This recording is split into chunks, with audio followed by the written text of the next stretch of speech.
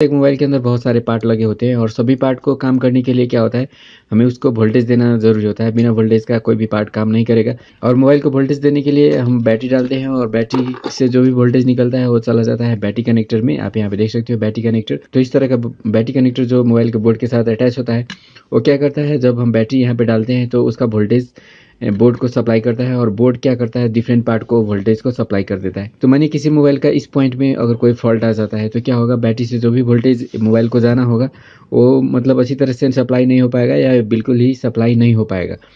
तो उस कंडीशन में क्या हो जाता है, मोबाइल डेड होने का चांसेस रहता है। तो इस वीडियो में हम जानने वाले हैं कि ये जो बैटरी कनेक्टर है, जैसे आप यहाँ पे देख रहे हो 3 पिन है इस बैटरी कनेक्टर के अंदर। तो ये तीनों पिनों का फंक्शन क्या है और कौन सा पिन में किस तरह का प्रॉब्लम आ सकता है और उसको चेक करने का प्रोसेस क्या है और उसमें कोई फॉल्ट है तो उसका रिपेयरिंग करने का प्रोसेस क्या है। तो ये सारी बातें हम इस वीडियो में करने वाले हैं। तो किसी भी मोबाइल का रिपेयरिंग करने के लिए आपको मोबाइल का हर एक डिटेल होना बहुत ही जरूरी है। इस वीडियो में मैं आपको ये जो बैटरी कनेक्टर है उसका इन्फॉर्मेशन देने वाला हूँ और जो बाकी आगे का वीडियो होंगे उसमें मैं आपको और जो डिफरेंट सेक्शन आप देख रहे हो, यहाँ पे मेमोरी सेक्शन है, उसके बाद सिम सेक्शन यहाँ पे है और उसके बाद camera section, display section, vibrator section, headphone section, इस तरह का बहुत सारे सेक्शन, मतलब जितने पार्ट होता है सभी का अलग अलग एक सेक्शन होता है। तो सारी का सारी इन्फॉर्मेशन मैं आपको दूंगा, लेकिन उसके लिए मैं डिफरेंट वीडियो बना के इस चैनल पे डालूंगा। लेकिन फिलहाल मैं आपको बहुत ही इंपॉर्टेंट पार्ट जो बैटरी कनेक्टर होता है हर एक मोबाइल के अंदर, उसका इन्फॉर्मेशन मैं आपको देने जा रहा हूँ। और इसको समझने के बाद आप क्या कर सकते हो, मोबाइल में होने वाले dead problem, shorting problem, half shorting problem, इस तरह का जो प्रॉब्लम होते हैं और बैटरी कनेक्टर से जुड़ी और भी बहुत सारे इन्फॉर्मेशन जो आपके लिए बहुत ही जरूरी है, सभी आपको मालूम हो जाएगा और इसको मालूम हो जाने के बाद आपको मोबाइल रिपेयरिंग करने में बहुत ही आसान होगी। तो दोस्तों चलिए वीडियो को शुरू करते हैं और जानते हैं एक बैटरी कनेक्टर का जो डिटेल इन्फॉर्मेशन है वो क्या है और क्या क्या इन्फॉर्मेशन है जो हम हर एक मोबाइल टेक्नीशियन को मालूम होना बहुत ही ज़रूरी है। तो दोस्तों अगर आप मोबाइल रिपेयरिंग का एक्सपर्ट बनना चाहते हो तो ये वीडियो आपके लिए बहुत ही इंपॉर्टेंट है और सिर्फ एक वीडियो में आपको एक्सपर्ट बनाना पॉसिबल नहीं है। तो इसीलिए मैं आपको मोबाइल रिपेयरिंग का एक्सपर्ट बनाने के लिए अलग अलग वीडियो बनाऊंगा और सभी को देखने के बाद आप बहुत ही आसानी से मोबाइल का किसी तरह का भी प्रॉब्लम को आप बहुत ही आसानी से सॉल्व कर सकते हो। तो दोस्तों इस वीडियो में हम बातें करते हैं मोबाइल के बैटरी कनेक्टर के पिन के बारे में। सबसे पहले आप देख सकते हो यहाँ पे 3 पिन है, यहाँ पे मैंने बनाया हुआ है प्लस, BSI, माइनस। तो यहाँ पे तो मैंने लिखा हुआ है प्लस, माइनस और BSI, लेकिन यहाँ पे देखने से तो नहीं पता चलता, यहाँ पे कोई मार्किंग भी नहीं किया गया है, मतलब कौन सा पिन प्लस है, कौन सा माइनस है और कौन सा BSI है।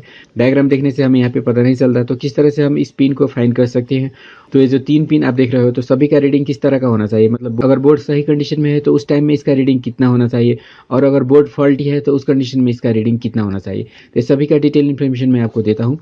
तो इसके लिए सबसे पहले तो इसको टेस्टिंग करने के लिए हमें क्या करना होता है, जो मल्टीमीटर है जैसे आप देख सकते हो इस तरह का मल्टीमीटर आपको लेना है और इसको बीप मोड में सेट कर लेना है। यहाँ पे आप देख रहे हो बीप मोड, इसको बोला जाता है बीप मोड या कंटिन्यूटी मोड भी बोला जाता है। तो हमें मल्टीमीटर को यहाँ पे बीप मोड में सेट करना है इस तरह से। और उसके बाद आप यहाँ पे देख सकते हो मल्टीमीटर के साथ 2 प्रोब जोड़ा हुआ है। इस ये जो तार है इसको प्रोब बोला जाता है। तो ब्लैक को यहाँ जोड़ा गया है और रेड को यहाँ जोड़ा है। तो रेड होता है पॉजिटिव और ब्लैक होता है नेगेटिव।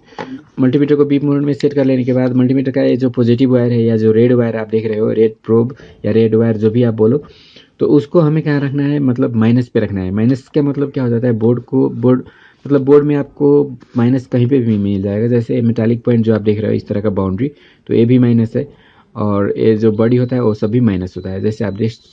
जैसे आप सुन सकते हो यहाँ पे बीप दे रहा है, यहाँ पे भी बीप दे रहा है और यहाँ पे भी बीप का साउंड आ रहा है। तो मतलब ये सभी क्या है, माइनस है। तो किसी भी एक पॉइंट को आप रेफरेंस ले सकते हो। मतलब आपको क्या करना है, रेड प्रोब को माइनस में रखना है और ब्लैक प्रोब यूज करके आपको जो बैटरी कनेक्टर का जो डिफरेंट पिन है, जो 3 पिन है, उसको टेस्ट करना है।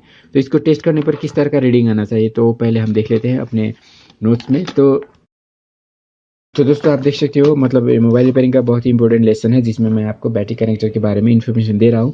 और इसके लिए हमें क्या करना है, जैसे मैं जो प्रोसेस में आपको बताया वहीं यहाँ पे लिखा गया है। जैसे कीप मल्टीमीटर इन बीप मोड या कंटिन्यूटी मोड, मतलब मल्टीमीटर को हमें कहाँ पे रखना है, बीप मोड या कंटिन्यू मोड में रखना है जो मैंने आपको बताया। उसके बाद हमें क्या करना है, रेड प्रोब को एट एनी ग्राउंड पॉइंट, मतलब अपने जो रेड वायर है या जो रेड प्रोब है मल्टीमीटर का, उसको हमें कहाँ पे रख लेना है, माइनस में रखना है। माइनस का मतलब कहीं पे भी बॉडी में हम टच कर सकते हैं।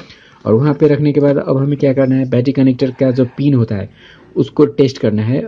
और उसको टेस्ट करने के लिए हम यूज़ करेंगे ब्लैक प्रोब, मतलब मल्टीमीटर का जो ब्लैक प्रोब है, ये जो ब्लैक प्रोब है उसको यूज़ करके हम क्या करेंगे, ये जो बैटरी कनेक्टर है इसको तीनों में हम बारी बारी करके सभी को टेस्ट करेंगे। और इस तरह से टेस्ट करने पर जो मल्टीमीटर का रीडिंग है वो कितना होना चाहिए। तो दोस्तों आप देख सकते हो, मैं यहाँ पे डायग्राम में भी आपको दिखा दे रहा हूँ एक बार। मतलब मल्टीमीटर को हम इस तरह से कनेक्शन किए हैं, रेड को ग्राउंड में जोड़े हैं और जो मल्टीमीटर का ब्लैक प्रोब है उसको यूज़ करके हमें क्या करना है, बैटरी कनेक्टर के जो तीनों पिन होता है उसको हमें टेस्ट करना है। तो यहाँ पे मैंने लिखा हुआ है प्लस BSI माइनस, लेकिन बैटरी कनेक्टर में इस तरह का मार्किंग नहीं होता है, तो हमें पता नहीं होता है कौन सा पिन मतलब प्लस है, कौन सा BSI है, कौन सा माइनस है। तो ये जो बैटरी कनेक्टर का जो पिन आप देख रहे हैं यहाँ पे, तो इसको हम मल्टीमीटर से टेस्ट करके बहुत ही आसानी से फाइंड कर सकते हैं कि कौन सा पिन प्लस है, कौन सा BSI है और कौन सा माइनस है। तो इसको टेस्ट करने से पहले हमें पता होना चाहिए कि मतलब ये जो प्लस पिन है उसको टेस्ट करने पर कितना रीडिंग आता है, और जो BSI है उसको टेस्ट करने पर कितना रीडिंग आता है, और ये जो माइनस पिन है उसको टेस्ट करने पर कितना रीडिंग आता है। तो इसका जो रीडिंग है उसको मैंने यहाँ पे नीचे लिख के रखा हुआ है, तो मैं आपको दिखा देता हूँ। जैसे आप यहाँ पे देख सकते हो एट प्लस पिन, मतलब जो पॉजिटिव पिन है, हमें मालूम नहीं है कौन सा पिन प्लस है, लेकिन जब हम इसको टेस्ट करेंगे तो जो प्लस पिन है वो कितना रीडिंग शो करेगा। तो जो प्लस पिन का रीडिंग है वो आना चाहिए 200 से लेके 900 के बीच में, मतलब 200 से ज़्यादा आना चाहिए और 900 तक आ सकता है। और उसके बाद जो BSI पिन होता है, BSI का मतलब होता है बैटरी स्टेटस इंडिकेटर, जो हमारे मोबाइल के डिस्प्ले में बैटरी के अंदर कितना चार्ज है वो शो करने का काम करता है। तो जो BSI पिन का रीडिंग होता है वो होता है reading more than plus pin sometimes beep sound. तो दोस्तों मोबाइल का जो BSI पिन है उसका रीडिंग क्या होता है, जो पॉजिटिव पिन का रीडिंग है जैसे 200 टू 900, तो मानिए जो पॉजिटिव पिन है वो रीडिंग दे रहा है 300, तो जो BSI पिन है उसका रीडिंग होगा मोर देन 300, मतलब 300 से ज़्यादा होना चाहिए। मतलब जो पॉजिटिव पिन का रीडिंग जितना होता है उससे थोड़ा या बहुत ज़्यादा भी BSI का होता है। तो हम सभी को टेस्ट करने के बाद ही हम डिसाइड करेंगे कि कौन सा पिन प्लस है, कौन सा BSI है और कौन सा माइनस है।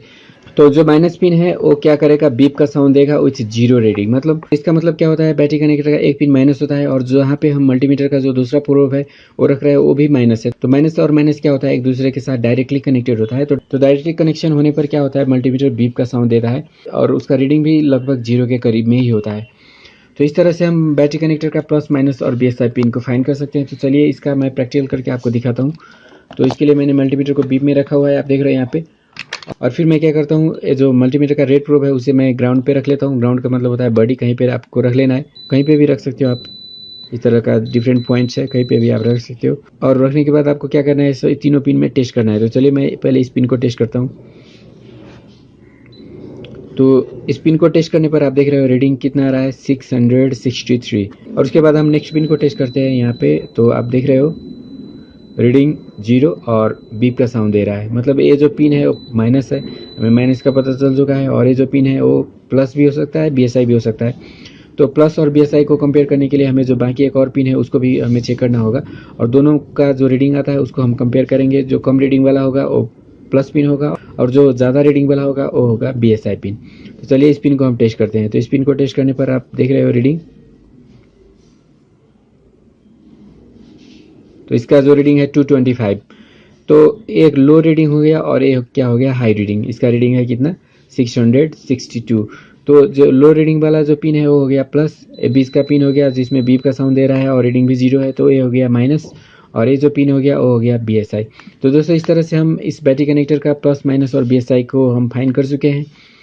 और चलिए मैं आपको एक स्मार्टफोन के अंदर भी चेक करके दिखा देता हूँ। जैसे आप देख रहे हो सैमसंग का एक स्मार्टफोन है, तो इसका जो माइनस है आप देख रहे हो, जो सिम का ऊपर मेटल लगा हुआ है तो ये सभी माइनस है, ये भी माइनस है।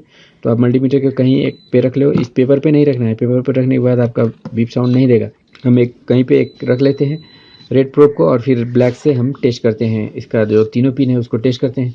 हमें पता नहीं है कौन सा प्लस, कौन सा BSI और कौन सा माइनस है। तो पहले मैं यहाँ पे टच करता हूँ, और यहाँ पे टच करने पर आप देख रहे हो जो रीडिंग है 409 के करीब में आ रहा है। और चलिए दूसरा पिन को टेस्ट करते हैं। दूसरा पिन को टेस्ट करने पर आप देख रहे हो रीडिंग 1700 के करीब में आ रहा है।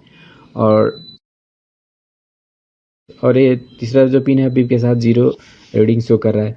तो दोस्तों ये जो फ़ोन था जो पहले मैंने टेस्ट किया था उसका रीडिंग थोड़ा लो था, और इसका जो रीडिंग क्या है थोड़ा हाई है। मतलब आपका स्मार्टफोन का पावर जितना ज़्यादा होगा बैटरी कनेक्टर का जो रीडिंग है वो भी उतना ही हाई आएगा। जैसे इससे पहले वाले प्लस का पिन 225 था, लेकिन इसमें आप देख रहे हो जो रीडिंग है 409 है। और उसमें BSI का पिन 600 के करीब में था, लेकिन इसमें जो BSI का रीडिंग है आप देख रहे हो यहाँ पे 1600-1700 के करीब में है। लेकिन माइनस जो होता है वो बीप का साउंड भी देता है और ऑलवेज इसका रीडिंग 0 होता है। तो इस तरह से हम प्लस माइनस और BSI को फाइंड कर सकते हैं। तो दोस्तों ये हो गया बैटरी कनेक्टर का पिन फाइंड करने का प्रोसेस। लेकिन सिर्फ इतना करने से हमें फॉल्ट का पता नहीं चला है। तो चलिए मैं अब कुछ फॉल्ट का डिस्कस कर लेता हूँ। जैसे बैटरी कनेक्टर में फॉल्ट है या नहीं है वो हमें किस तरह से फाइंड करना है। तो दोस्तों बैटरी कनेक्टर को इस तरह से टेस्ट करने के बाद अब हमें क्या होगा, जो इसका रीडिंग है उसको हमें एनालाइज करना होगा। मतलब कितना रीडिंग आने के बाद बैटरी कनेक्टर सही है और कितना रीडिंग आने पर बैटरी कनेक्टर फॉल्ट है, ये हमें एनालाइज करना होगा। तो दोस्तों जो बैटरी कनेक्टर का प्लस पिन है उसका रीडिंग होना चाहिए 200 to 900, मतलब इसके बीच में अगर रीडिंग आ रहा है तो बैटरी कनेक्टर का जो प्लस पिन है उसको हम ओके मानेंगे, उसमें फॉल्ट नहीं होता है, वो बिल्कुल प्रॉपर होता है। लेकिन इसमें अगर इन्फिनिटी वैल्यू आ रहा है, इन्फिनिटी का मतलब होता है 1, जैसे आप यहाँ पे देख रहे हो ऑलवेज 1 शो कर रहा होता है मीटर, तो इसी तरह का रीडिंग आ रहा है, मतलब मल्टीमीटर को हम बैटरी के प्लस पे रखते हैं लेकिन मतलब उसमें कोई भी रीडिंग शो नहीं हो रहा है, जिसका मतलब होता है लाइन क्या हो चुका है, वो लाइन ओपन हो चुका है। तो ओपन होने पर क्या होगा, मतलब बैटरी कनेक्टर के जो प्लस के साथ मतलब कुछ फ्यूज़ लगे होते हैं, यहाँ पे आपको इस तरह का फ्यूज़ लगा होता है। तो ये फ्यूज़ ओपन हो जाने पर क्या होगा, बैटरी कनेक्टर जो बैटरी से पावर लेता है वो मतलब बोर्ड को सप्लाई नहीं कर पाएगा और बोर्ड ऑन नहीं होगा। तो अगर इनफाइनाइट रीडिंग आ रहा है बैटरी कनेक्टर के प्लस पे, तो उस कंडीशन में आपको क्या समझना है, आपका जो बैटरी कनेक्टर का प्लस है उससे जो जाने वाला लाइन है मोबाइल के अंदर, तो वो लाइन में क्या हो चुका है, कोई ओपन हो चुका है, कोई कंपोनेंट जो सीरीज में कनेक्टेड है ओपन हो चुका है। मोस्टली जो कंपोनेंट ओपन होता है वो होता है फ्यूज, और समटाइम इसके अलावा कोयल्स भी यूज होता है। तो आप उस सभी को चेक करें और जो सीरीज कनेक्टेड कंपोनेंट है वो सभी को अच्छी तरह से टेस्ट करने के बाद आप इस प्रॉब्लम को दूर कर सकते हो। और दोस्तों उसके बाद इसका रीडिंग मानिए 10 to 180 के करीब में आ रहा है, तो इसको बोला जाता है हाफ शॉर्ट। तो इस कंडीशन को बोला जाता है हाफ शॉर्ट, या इसको लीकेज भी बोला जाता है। तो दोस्तों एक मोबाइल में हाफ शॉर्ट या लीकेज प्रॉब्लम किसको बोला जाता है, मतलब ये रीडिंग क्या होता है, बैटरी कनेक्टर का जो प्लस का रीडिंग है वो लो आ रहा है। तो लो होने का मेन रीज़न क्या है, मतलब बैटरी कनेक्टर का जो रीडिंग है वो क्यों लो हो गया। तो आप देख सकते हो बैटरी कनेक्टर का एक क्या है प्लस है और एक क्या है माइनस है। तो ये दोनों के बीच में क्या होगा, बहुत सारे कंपोनेंट लगे होते हैं इस तरह का, कैपेसिटर्स, रेजिस्टर्स और भी बहुत सारे कुछ कंपोनेंट्स, पैरेलल कंपोनेंट लगे होते हैं, डायोड लगे होते हैं, इस तरह से डायोड कनेक्टेड होते हैं। तो ये जो कंपोनेंट्स है मतलब ये क्या होता है, प्रॉपर्ली काम नहीं करता है। समटाइम्स क्या होता है, प्रॉपर्ली काम नहीं करता है, इसमें थोड़ा सा मतलब फुल्ली फॉल्ट नहीं आके मतलब इसमें थोड़ा सा प्रॉब्लम हो जाता है। ये जो प्रॉपर्ली इसको जिस तरह से काम करना है उस तरह से काम नहीं करके ये क्या हो जाता है, इसमें अगर पार्शियली फॉल्ट आ जाता है तो उस कंडीशन को बोला जाता है लीकेज।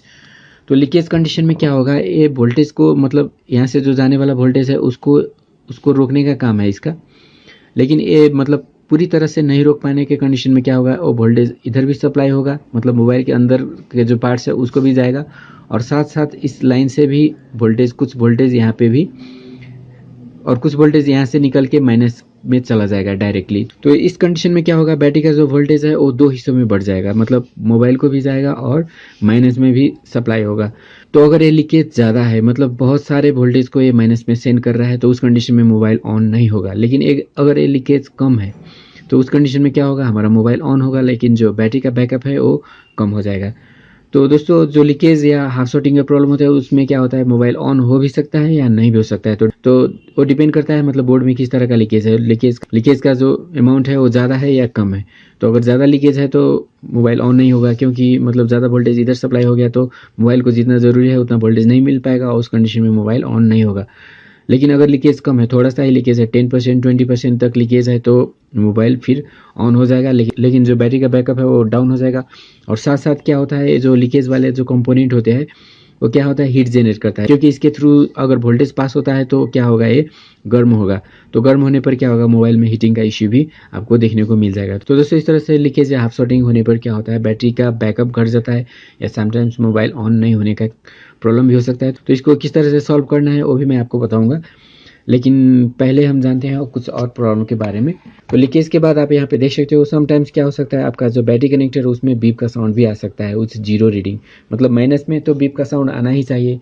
ये जो पिन है माइनस, उसमें बीप का साउंड तो आना ही चाहिए। जैसे आप यहाँ पे देख रहे हो माइनस को अगर इस प्रोब को हम यहाँ पे रख के टेस्ट करेंगे तो इसमें क्या होना चाहिए, बीप का साउंड आना चाहिए। लेकिन यहाँ पे बीप का साउंड नहीं आना चाहिए। लेकिन यहाँ पे भी अगर बीप का साउंड आ रहा है तो क्या प्रॉब्लम होता है, तो यहाँ पे बीप का साउंड आने का मीनिंग होता है शॉर्टिंग, मतलब जो मोबाइल है वो बिल्कुल फुली शॉर्ट हो चुका है। तो मोबाइल में शॉर्टिंग है, तो शॉर्टिंग किसको बोला जाता है, तो शॉर्टिंग का मीनिंग होता है प्लस और माइनस जुड़ जाना। तो आप देख सकते हो प्लस पिन यहाँ पे है और माइनस पिन यहाँ पे है, तो दोनों उठ के एक दूसरे से तो कनेक्ट नहीं हो सकता। तो शॉर्टिंग करने का जो मेन कारण है यही कंपोनेंट है, जिसमें हाफ शॉर्टिंग आता है वही कंपोनेंट शॉर्टिंग भी कर देता है। अगर ये फुल्ली शॉर्ट हो जाए, मतलब बिल्कुल काम करना छोड़ दे, तो क्या होगा, इसका जो लाइन है बिल्कुल फुल्ली इससे कनेक्ट हो जाएगा और इसमें जितना भी वोल्टेज है सभी की सभी इसमें सप्लाई हो जाएगा। तो यहाँ पे सप्लाई होने पर यहाँ पे मोबाइल के अंदर कुछ भी वोल्टेज नहीं सप्लाई होगा। तो इस तरह का कंडीशन आने पर क्या होगा, मोबाइल बिल्कुल ऑन नहीं होगा और मोबाइल का बैटरी के अंदर जो भी वोल्टेज होता है वो बस कुछ ही पलों में सारा का सारा वोल्टेज माइनस में ट्रांसफर हो जाएगा, क्योंकि यहाँ पे रोकने वाला कोई भी पार्ट नहीं है। जितना है वोल्टेज वो सभी फुल स्पीड में माइनस में ट्रांसफर हो जाता है और बैटरी का वोल्टेज नील हो जाता है बस कुछ ही क्षणों में। तो दोस्तों इस तरह का कंडीशन को बोला जाता है फुल शॉर्टिंग।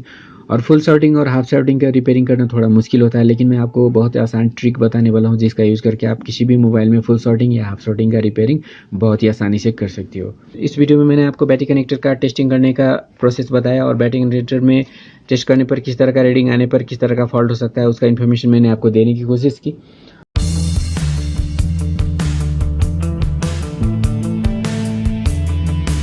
तो दोस्तों सिम कनेक्टर का 6 पिन होता है, आप देख सकते हो इस तरह से 6 पिन सिम कनेक्टर में लगे होते हैं। तो 6 पिन में से 2 पिन हमें प्लस और माइनस के लिए चाहिए, क्योंकि जो सिम होता है वो भी एक तरह का मेमोरी होता है। उसमें क्या होता है कि हमारा जो कॉन्टेक्ट होता है, कुछ कॉन्टेक्ट्स, कुछ मैसेजेस और जो सिम का इन्फॉर्मेशन कुछ होता है वो सभी स्टोर होता है। तो वो भी एक तरह का मेमोरी है। तो उसको ऑन करने के लिए हमें पहले वोल्टेज देना जरूरी होता है। तो वोल्टेज देने के लिए मतलब कोई भी 2 पिन इसका यूज किया जाता है, तो उसको हम बहुत ही आसानी से आइडेंटिफाई कर सकते हैं।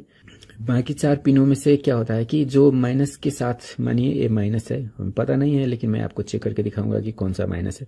तो मानिए अभी हम एज्यूम कर रहे हैं, तो मानिए अगर ये माइनस है तो माइनस के साथ जो भी पिन होगा तो वो डमी पिन होता है, उसका कोई यूज नहीं होता है। समटाइम्स क्या हो जाता है, ये माइनस है तो ये अपोजिट होगा प्लस, और प्लस और ये ऊपर वाला जो पिन होता है माइनस का, उसको कनेक्शन किया जाता है। तो इस तरह से कनेक्शन करने पर सेम पिन हो गया, मतलब एक ही फंक्शन के लिए 2 पिन का यूज भी किया जाता है, या समटाइम्स इस पिन को मतलब माइनस से ऊपर वाला जो पिन होता है उसको खाली छोड़ा जाता है। जैसे यहाँ इसमें 6 पॉइंट्स में टोटल 2 पॉइंट्स, जैसे एक ए पॉइंट हो गया और एक ए पॉइंट हो गया था। एक पॉजिटिव पॉइंट है, प्लस पॉइंट जिसमें पावर आईसी 1.8 वोल्ट सप्लाई देके सिम को ऑन करता है, और दूसरी निगेटिव हो गया, क्योंकि पॉजिटिव के साथ ऑलवेज निगेटिव सप्लाई चाहिए। तो ये दोनों पिन वोल्टेज देने के लिए यूज होती है। उसके बाद ये जो निगेटिव पॉइंट है उससे ऊपर वाला एक पॉइंट वो नॉट कनेक्टेड है, जो किसी पिन से कनेक्टेड नहीं होता है, लेकिन किसी किसी में आप ये प्लस और ए डमी पिन ये दोनों को कनेक्ट किया हुआ होता है। तो ये कनेक्ट हो या ओपन हो उससे कोई फर्क नहीं पड़ता है। तो ये एक्स्ट्रा पिन है, इसका यूज नहीं किया जाता है। और बाकी जो ये 3 पिन है इसको रीसेट, क्लॉक और डाटा पिन बोला जाता है। तो ये तीनों पिन सिम आईसी से जुड़ी होती है, और सिम आईसी से सेम इंफॉर्मेशन पावर आईसी में जाती है।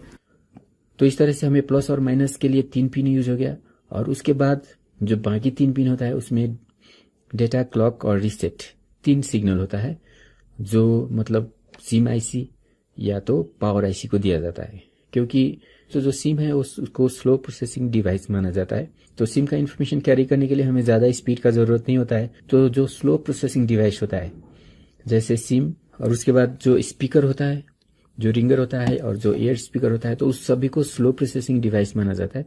तो सभी का कनेक्शन पावर आईसी के साथ किया जाता है। मतलब सभी का अलग अलग एक आईसी होना जरूरी है, लेकिन सभी को अलग आईसी डालने के बाद बोर्ड का स्पेसिंग भी बढ़ जाता है। तो अभी बोर्ड को मतलब कॉम्पैक्ट बनाने के लिए, छोटा बनाने के लिए सभी आईसी को एक ही में कॉन्फ़िगर कर दिया जाता है। तो मोस्टली जो स्लो प्रोसेसिंग डिवाइस है उसको पावर आईसी के अंदर, उसका जितने भी आईसी होता है उसको पावर आईसी के अंदर डाल दिया जाता है। और जो फास्ट प्रोसेसिंग डिवाइस है जैसे कि मेमोरी कनेक्टर हो गया, टच हो गया और जो डिस्प्ले हो गया, तो इस तरह का जो कनेक्टर है तो सभी का जो सिग्नल्स होता है उसे मतलब सीपीयू के साथ कनेक्शन किया जाता है। क्योंकि सीपीयू क्या है, फास्ट है, तो मेमोरी से भी जितने भी इन्फॉर्मेशन जाएगा उसको भी फास्ट करना है, टच को भी फास्ट रिस्पॉन्स करना है, और जो डिस्प्ले है तो उसमें ग्राफिक का इन्फॉर्मेशन ट्रांसफर किया जाता है तो उसको भी फास्ट करना है। तो इस तरह से स्लो प्रोसेसिंग और फास्ट प्रोसेसिंग डिवाइस को डिफरेंट आईसी के साथ कनेक्शन किया जाता है। उसके बाद नेटवर्क प्रोसेसिंग होता है तो उसका अलग ही सेक्शन होता है, और उसके बाद कुछ और आईसीज और सेक्शंस बनाया होता है। जैसे आप यहाँ पे देख सकते हो फ्लैश के लिए एक सेक्शन बनाया गया है यहाँ पे, मतलब जो हाई वोल्टेज किसी को अगर देना है तो उसके लिए भी इस तरह से एक सेक्शन को बना दिया जाता है। जैसे डिस्प्ले के अंदर के जो लाइट होता है, एलईडी होता है, तो उसको ग्लो करने के लिए एक सेक्शन हो जाता है डिस्प्ले लाइट आई सेक्शन, और फ्लैश के लिए भी इस तरह का एक सेक्शन हो जाता है। तो अगर फ्लैश काम नहीं कर रहा है तो आपको इस तरह का जो सेक्शन होता है उसको भी रिपेयरिंग करना पड़ सकता है। तो इस सिम को रिपेयरिंग करने के लिए, सिम में मानिए सिम डालने के साथ आपका जो मोबाइल है वो ऑन नहीं हो रहा है, क्योंकि मतलब सिम का जो वोल्टेज पिन है उसमें अगर शॉर्टिंग हो जाता है तो क्या होता है, जब हम सिम डालते हैं तो तब भी क्या होता है, सिम कनेक्टर में वोल्टेज सेंड करता है पावर आईसी। तो अगर हम सिम नहीं डालते तो उस कंडीशन में पावर आईसी सिम कनेक्टर को वोल्टेज नहीं सेंड कर रहा होता है। तो अगर समटाइम्स क्या हो जाता है, सिम डालने पर मोबाइल ऑन नहीं होने का प्रॉब्लम हो रहा है, लेकिन सिम नहीं डालने पर मोबाइल ऑन हो रहा है, तो इसका मतलब क्या होता है कि इसका जो प्लस पिन है उससे कनेक्टेड उस लाइन में जो कंपोनेंट्स लगे होते हैं पैरेलली, जैसे कि कैपेसिटर्स होते हैं 99% और समटाइम्स रजिस्टर भी हो सकते हैं, लेकिन 99% केस कैपेसिटर का होता है। तो कैपेसिटर अगर शॉर्ट हो जाता है तो क्या होगा, माइनस और प्लस को ज्वाइन कर देगा, तो इसको अगर वोल्टेज जो भी मिलेगा वो माइनस में चला जाएगा, और माइनस में चला जाने पर मतलब पावर आईसी को शॉर्टिंग फील होगा, तो क्या होगा, मोबाइल को ऑन नहीं होने देगा। तो उस कंडीशन में हमें इसका जो प्लस पिन है उसको रिपेयर करना है। और समटाइम्स क्या हो सकता है, सिम डालने के बाद भी सिम शो नहीं करना है, insert SIM, SIM not valid, SIM error, इस तरह का कोई भी अगर सिम से रिलेटेड कोई फॉल्ट आ रहा है तो उस कंडीशन में आपको क्या करना है, जो बाकी 3 पिन्स होता है उसको चेक करना है। तो चलिए मैं आपको चेक करके दिखा देता हूँ। एक प्रोब को ग्राउंड कर लेता हूँ और एक प्रोब को चेक करता हूँ। तो ये माइनस नहीं है, यहाँ पे ये भी माइनस नहीं है, ये भी माइनस नहीं है, ये भी माइनस नहीं है, ये भी नहीं है, ये तो ये जो प्रोब है वो माइनस है। और माइनस के बाद ऊपर ये जो पिन होता है वो डमी पिन होता है, और समटाइम्स क्या होता है प्लस के साथ जोड़ा होता है। तो ये माइनस है तो ये पिन क्या होगा, प्लस होगा। और चलिए मैं आपको प्लस और इसका कनेक्शन है कि नहीं है तो देख सकते हो, ये दोनों पिन कनेक्टेड है, मतलब ये भी प्लस है और ये भी प्लस है। और उसके बाद इस बाकी जो 3 पिन्स है वो डेटा, क्लॉक और रीसेट इस तरह का सिग्नल कैरी करने के लिए यूज किया जाता है। तो मोस्टली जो फॉल्ट आता है वो प्लस पिन में आएगा। तो ये ए और ए दोनों प्लस है, लेकिन मोस्टली आप इसको प्लस माने, ये समटाइम्स ये खाली होता है तो इसको प्लस हम मानते हैं, और इससे जुड़ी जो कंपोनेंट होते हैं उसको हम ट्रेस करते हैं। तो दोस्तों आप देख सकते हो यहाँ पे एक प्रिंट है, लेकिन इसके साथ जो कंपोनेंट लगा था उसको निकाल दिया गया है या तो नहीं रखा गया है। तो आप देख सकते हो इसके साथ बीप दे रहा है, इसका मतलब यहाँ पे जो कंपोनेंट लगने वाला था वो इस प्लस का था, लेकिन फिलहाल इसमें कंपोनेंट नहीं है। तो इसमें जो कंपोनेंट है वो मतलब सीरियली कनेक्टेड है या पैरेलली कनेक्टेड है। तो चलिए मैं आपको दिखा देता हूँ, फिर माइनस के साथ चेक करते हैं। तो इसका एक एंड माइनस है और जो दूसरा एंड है वो प्लस से जुड़ा हुआ है इस तरह से।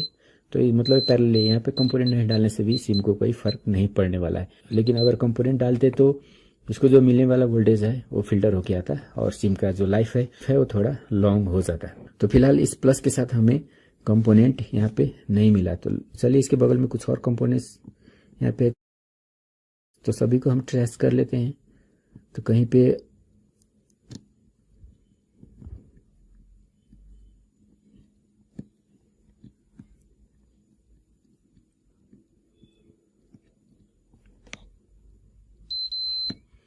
तो आप देख सकते हो इस साइड में यहाँ पे एक कंपोनेंट को रखा गया है और एक कंपोनेंट भी पैरेलल होना चाहिए। आप देख सकते हो माइनस के साथ जुड़ा है, तो मतलब ये पैरेलल ही है, एक कैपेसिटर है, मतलब यहाँ पे नहीं डाल के यहाँ पे एक फिल्टर को डाल दिया गया है। तो इसमें 2 फिल्टर भी डाला जा सकता था क्योंकि प्रिंट यहाँ पे बनाया गया है, लेकिन इसमें नहीं डाला गया है, यहाँ पे सिर्फ डाल दिया गया है। तो इस तरह से हमें जो प्लस पिन का कंपोनेंट है उसका आइडेंटिफिकेशन हो गया है। और प्लस पिन के बाद जो बाकी 1 2 3 पिन है तो उसका कनेक्शन भी हम चेक कर लेते हैं। तो इसके साथ भी कुछ कंपोनेंट हो भी सकता है या नहीं भी हो सकता है, वो मतलब ऑप्शनल होता है, उस कंपोनेंट को रखना उतना ज़रूरी नहीं होता है, लेकिन हम ट्रेस करके देखते हैं एक बार इसके साथ कोई कंपोनेंट जुड़ा है या नहीं जुड़ा है।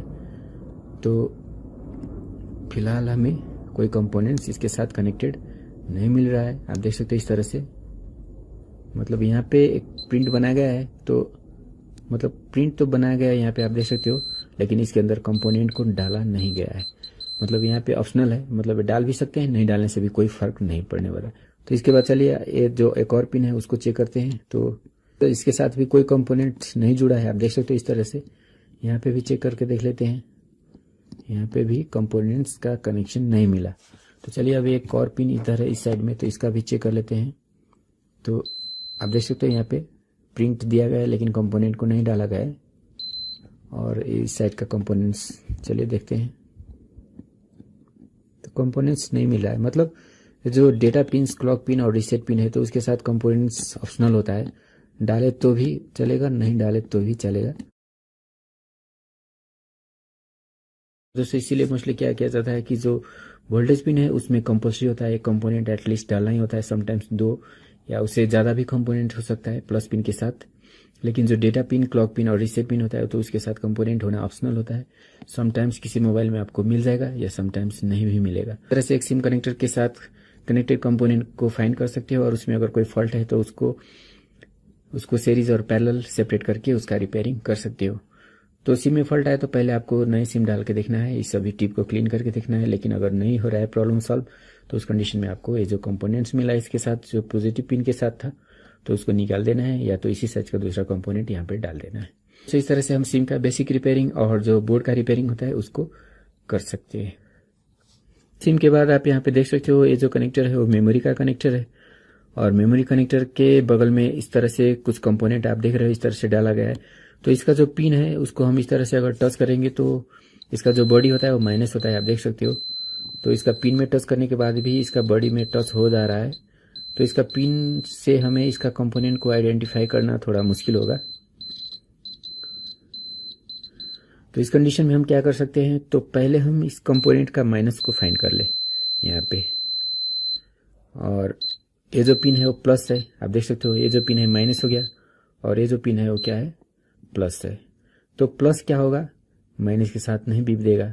तो अब हम चेक करते हैं सभी पिनों के साथ। तो अगर किसी पिन का कंपोनेंट ए होगा तो क्या होगा, उसी पिन के साथ बीप देगा। तो दोस्तों आप देख सकते हो इस पिन के साथ ये बीप दे रहा है और जो बाकी दूसरा पिन है और जो बड़ी है उसके साथ नहीं देगा, क्योंकि जो प्लस है वो मतलब सिर्फ अपने ही पिन के साथ बीप देता है और माइनस तो कहीं पे भी बीप दे देगा। तो इस तरह से ये जो पिन है वो इस सिम का प्लस पिन है, क्योंकि जो कंपोनेंट है मोस्टली प्लस पिन में ही डाला जाता है, माइनस पिन के साथ कंपोनेंट का ज़रूरत नहीं होता है। और जो बाकी डेटा पिन और क्लॉक पिन्स होते हैं तो उसके साथ कंपोनेंट को डाला जा सकता है, आप देख रहे हो इस तरह से। लेकिन ये ऑप्शनल है, नहीं डाले तो भी चलेगा। तो इस तरह से अगर मेमोरी अगर हमारे मोबाइल में डिटेक्ट नहीं हो रहा है तो पहले हमें क्या करना है, मेमोरी को क्लीन करना है, टिप को भी क्लीन करना है ब्रश से। और फिर भी ना हो तो नए मेमोरी कार्ड डाल के देखना है। तो और फिर भी ना हो तो बोर्ड में प्रॉब्लम होता है, तो उस टाइम में आपको क्या करना है, इस कैपेसिटर को निकाल के बाहर कर देना है, या तो आप रिप्लेस भी कर सकते हो। और रिप्लेस करते वक्त आपको इसका साइज सेम टू सेम रखना है।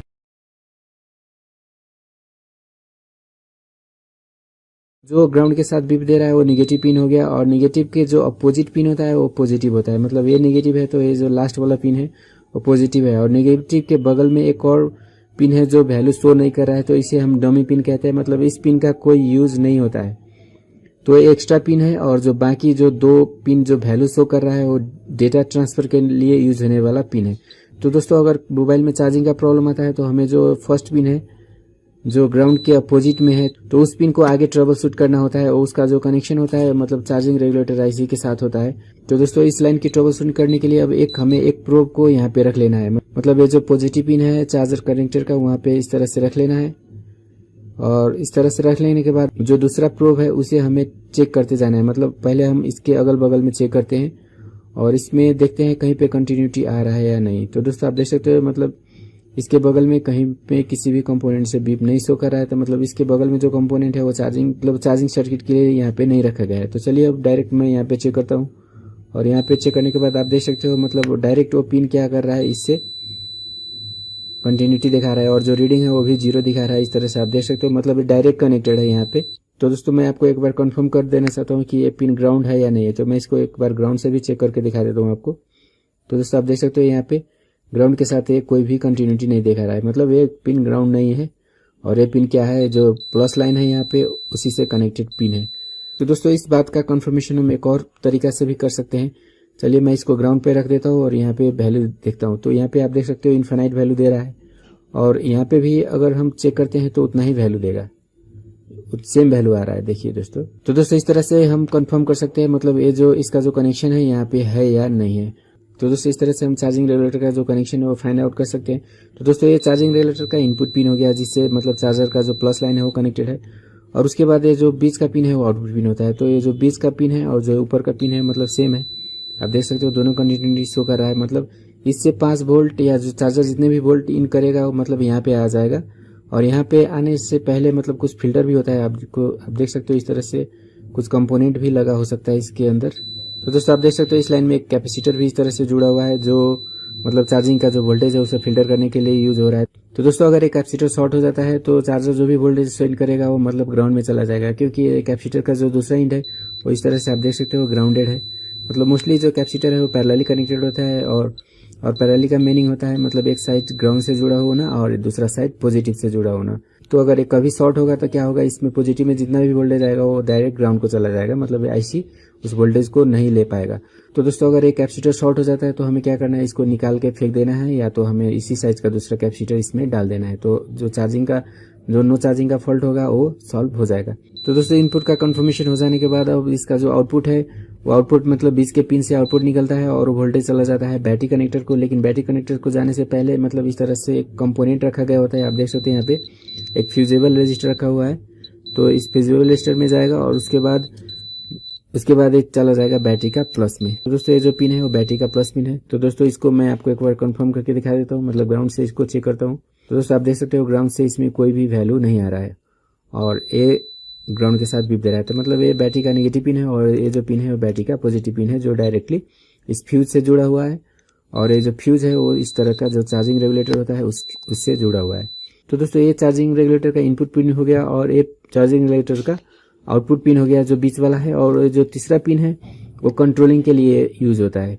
तो कंट्रोलिंग का मीनिंग क्या हो जाता है, जो मोस्टली जो चार्जर है वो 5 वोल्ट सप्लाई कर रहा होता है। तो यहाँ से जो 5 वोल्ट आता है तो उसको 4.2 वोल्ट बना के मतलब बैटरी को देना होता है, क्योंकि बैटरी को चार्ज करने के लिए नॉर्मल वोल्टेज जो रिक्वायर्ड होता है वो 4.2 होता है। तो इस पिन को किसी कंपोनेंट से या किसी आईसी से जोड़ा जाना जरूरी होता है जो इसको स्विचिंग करके वोल्टेज को घटाए। तो दोस्तों जो स्विचिंग करने का काम होता है वो ट्रांजिस्टर करता है या कोई आईसी करता है। तो इसीलिए इस पिन का जो कनेक्शन है वो तो या तो ट्रांजिस्टर के साथ होना जरूरी होता है या तो मतलब किसी आईसी के साथ होना जरूरी होता है। तो दोस्तों आप यहाँ पे देख सकते हो मतलब एक छोटा सा ट्रांजिस्टर यहाँ पे रखा हुआ है। तो ये जो ट्रांजिस्टर है वो स्विचिंग करने के लिए रखा गया है, मतलब इसका जो कनेक्शन है इस पिन से होना जरूरी है। तो ये जो ट्रांजिस्टर है इस पिन को स्विचिंग करके और जो 5 वोल्ट यहाँ पे आ रहा है उसको 4.2 वोल्ट बना के यहाँ से आउट करेगा और वो वोल्टेज बैटरी को चला जाएगा। तो दोस्तों इस तरह से एक जो चार्जिंग रेगुलेटर है उसका कनेक्शन, तो इसका जो इनपुट पिन है उसे चार्जर का प्लस लाइन से कनेक्शन किया जाता है और जो आउटपुट पिन है उसे मतलब फ्यूज होते हुए बैटरी से कनेक्शन किया जाता है और जो कंट्रोल पिन है उसे एक इस तरह का ट्रांजिस्टर या मतलब इस तरह का कोई आईसी छोटा सा आईसी रख के भी कंट्रोल किया जाता है। तो चलिए मैं आपको दिखा देता हूँ मतलब इसका कनेक्शन इस ट्रांजिस्टर के साथ है या नहीं है। तो दोस्तों चलिए इसको ट्रेस करके देखते हैं एक बार।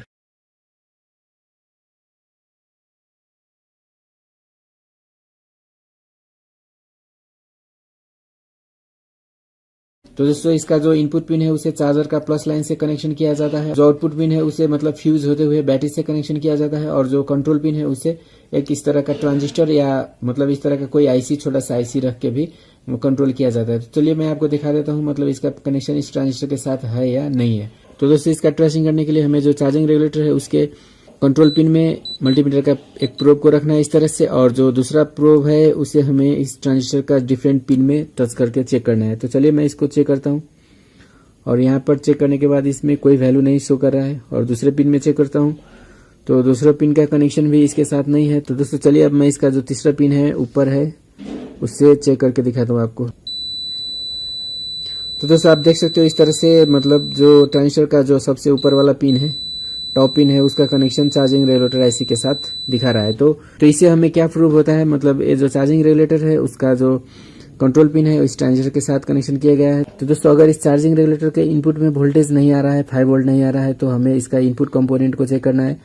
और अगर आउटपुट में वोल्टेज नहीं आ रहा है तो ये ट्रांजिस्टर फॉल्ट होने के कारण भी हो सकता है, क्योंकि ये ट्रांजिस्टर जब तक इसको कंट्रोल नहीं करेगा तब तक ये आउटपुट पिन में वोल्टेज आना पॉसिबल नहीं होता है। तो अगर इस आउटपुट में वोल्टेज नहीं आ रहा है तो सबसे पहले हमें इस ट्रांजिस्टर को चेक करना है। और ये ट्रांजिस्टर अगर बिल्कुल सही है तो चार्जिंग रेगुलेटर आईसी वो फॉल्टी होने का चांसेस रहता है। तो इसके लिए आपको क्या करना होगा, इस चार्जिंग रेगुलेटर आईसी को रिप्लेस करना होगा और उसके बाद हमारा जो चार्जिंग का प्रॉब्लम है वो बिल्कुल सॉल्व हो जाएगा। लेकिन मानिए अगर आपके पास ये चार्जिंग रेगुलेटर आईसी नहीं है तो क्या कर सकते हो। तो इसके लिए आप क्या कर सकते हो, मतलब ये जो इनपुट में यहाँ पे जो वोल्टेज आ रहा है उसको डायरेक्ट इस फ्यूज के साथ इस तरह से जंपर करके भी आप इसमें जोड़ सकते हो। तो ऐसा करने पर क्या होगा, जो इनपुट में तो 5 वोल्ट आता है तो वही वोल्टेज मतलब इस फ्यूज को जाएगा और फ्यूज में जाने के बाद वही वोल्टेज फिर बैटरी में जाएगा और बैटरी को जो चार्जिंग वोल्टेज है 4.2 के जगह पे 5 वोल्ट मिलने लगेगा। तो इससे क्या होगा, मतलब बैटरी जल्दी डैमेज होने का चांसेस रहता है, लेकिन तत्काल जो आपका चार्जिंग प्रोसेस है वो शुरू हो सकता है। तो दोस्तों ये हो गया टेम्पोररी जंपर सोल्यूशन। लेकिन अगर आप परफेक्ट सोल्यूशन चाहते हो तो इस आईसी को बदलना है।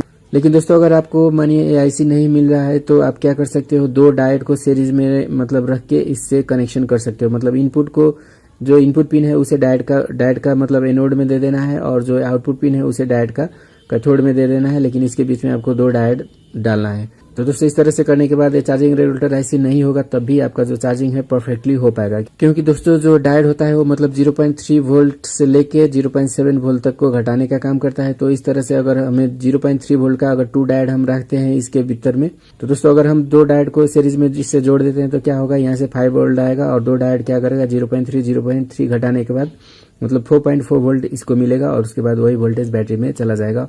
तो जो बैटरी को मिलने वाला वोल्टेज होता है वो मतलब थोड़ा ही ज़्यादा होगा। मतलब अगर डायरेक्ट हम जंपर करते हैं तो इसको 5 वोल्ट मिलेगा, लेकिन अगर हम 2 डायोड को इसमें रख के अगर इसको सप्लाई देते हैं तो इसको 4.4 वोल्ट मिलेगा। तो बैटरी जो खराब होने का चांसेस है वो कम हो जाएगा। तो दोस्तों इस तरह से इसका 3 सोल्यूशन है। एक आप इसको क्या कर सकते हो, रिप्लेस कर सकते हो, दूसरा इसको डायरेक्ट जंपर कर सकते हो, और जो तीसरा सोल्यूशन है वो मतलब 2 डायोड को यूज करके भी इसमें कनेक्शन कर सकते हो। तो दोस्तों इस तरह से जो चार्जिंग फॉल्ट है उसका टोटल सोल्यूशन आप कर सकते हो। तो दोस्तों इस वीडियो में मैंने आपको चार्जिंग का जो ट्रेसिंग सर्किट है वो मैंने आपको बताने की कोशिश की, और इसी बात को मैं आपको एक बार मतलब डायग्राम में स्केच करके भी दिखा देता हूँ, जिससे मतलब आपको थ्योरेटिकल आइडिया हो जाएगी। और उसके बाद अगर पॉसिबल हुआ तो मैं आपको इसमें वोल्टेज टेस्ट करके भी दिखाऊंगा, जैसे मतलब किस तरह से जो चार्जिंग में आने वाला वोल्टेज है मतलब बैटरी को जाता है, इसका हॉट टेस्टिंग करके भी मैं आपको दिखाऊंगा, जिससे आपको पता चल जाएगा कि जो वोल्टेज है वो किस तरह से मतलब चार्जर से होते हुए बैटरी कनेक्टर में जाता है। तो चलिए मैं पहले आपको डायग्राम में स्केच करके दिखा देता हूँ, मतलब चार्जिंग सेक्शन का डायग्राम किस तरह का होता है और किस तरह से कहाँ पे कितने वोल्टेज का सप्लाई होता है।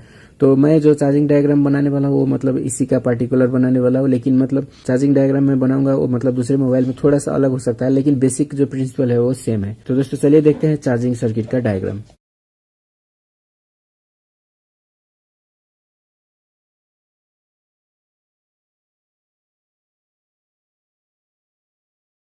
तो दोस्तों चार्जिंग सेक्शन या किसी भी सेक्शन में हॉट टेस्टिंग करने के लिए जो मल्टीमीटर का सेटिंग है वो इस तरह से करना होता है। आप देख सकते हो मल्टीमीटर को मैंने कहाँ पे रखा हुआ है, 20 वोल्ट डीसी में रखा हुआ है। ये जो सिंबल है भी, और इस तरह का जो लाइन होता है उसे मतलब डीसी का सिंबल बोला जाता है, और भी का मतलब हो गया वोल्टेज। तो मैंने जो मल्टीमीटर है उसको 20 वोल्ट डीसी में सेट किया हुआ है, क्योंकि हमें जो वोल्टेज चेक करना है वो मतलब 5 के करीब में है।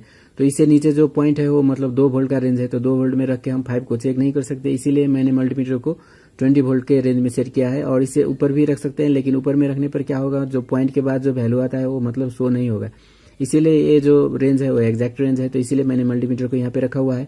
और आप देख सकते हो दोस्तों यहाँ पे भी एक भी का सिंबल है, तो इस तरह का अगर सिंबल है तो इसे एसी वोल्ट बोला जाता है।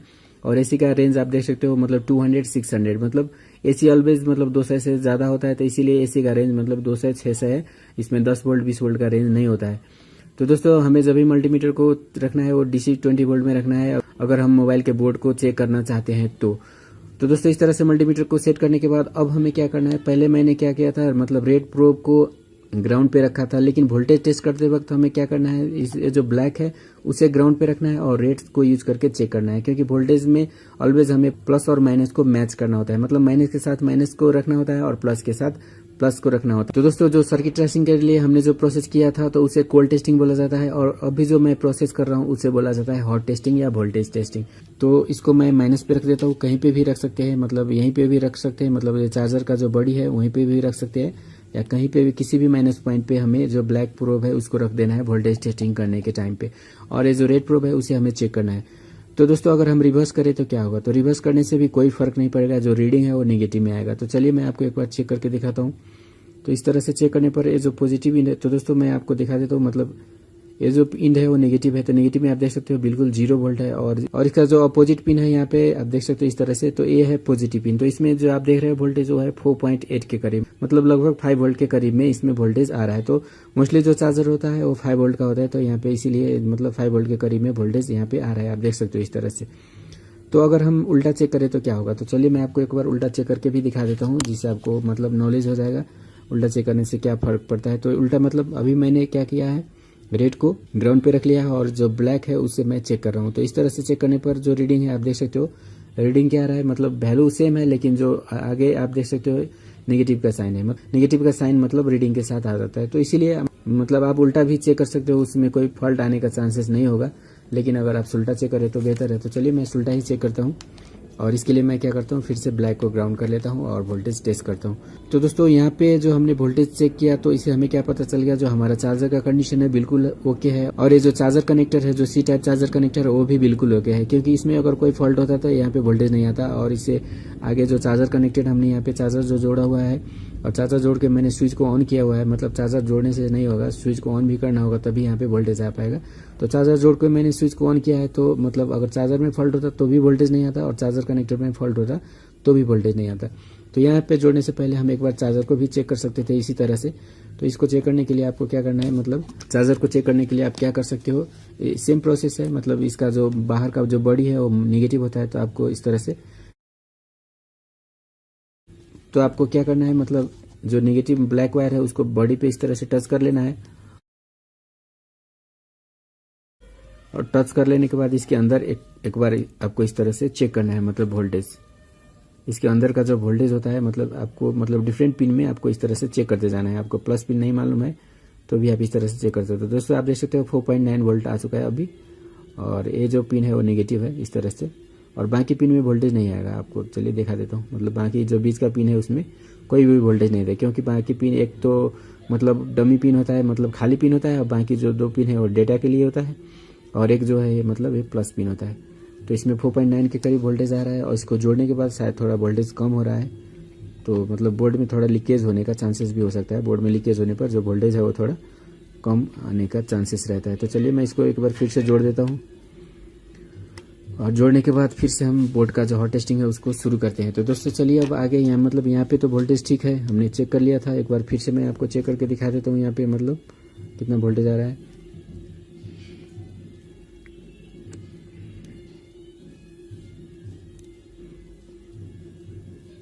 तो दोस्तों आप देख सकते हैं यहाँ पे जो वोल्टेज आ रहा है 4.85 के करीब में, मतलब थोड़ा सा वोल्टेज ड्रॉप हो रहा है, मतलब कहीं पे थोड़ा लीकेज हो सकता है। और यहाँ पे जो वोल्टेज आ रहा है दोस्तों वही वोल्टेज हमें कहाँ पे मिलेगा, और चार्जिंग रेगुलेटर के मतलब इनपुट पिन पे मिलेगा। तो चलिए मैं आपको इनपुट पिन में चेक करता हूँ। तो दोस्तों आप देख सकते हो यहाँ पे भी ऑलमोस्ट सेम वोल्टेज है 4.84 के करीब। और दोस्तों ये जो आउटपुट पिन है मतलब ए और ऊपर कहीं पे भी चेक कर सकते हो आप, मतलब यहाँ पे चेक करने पर आप देख सकते हो मतलब 4.19 मतलब 4.2 के करीब में वोल्टेज आ रहा है।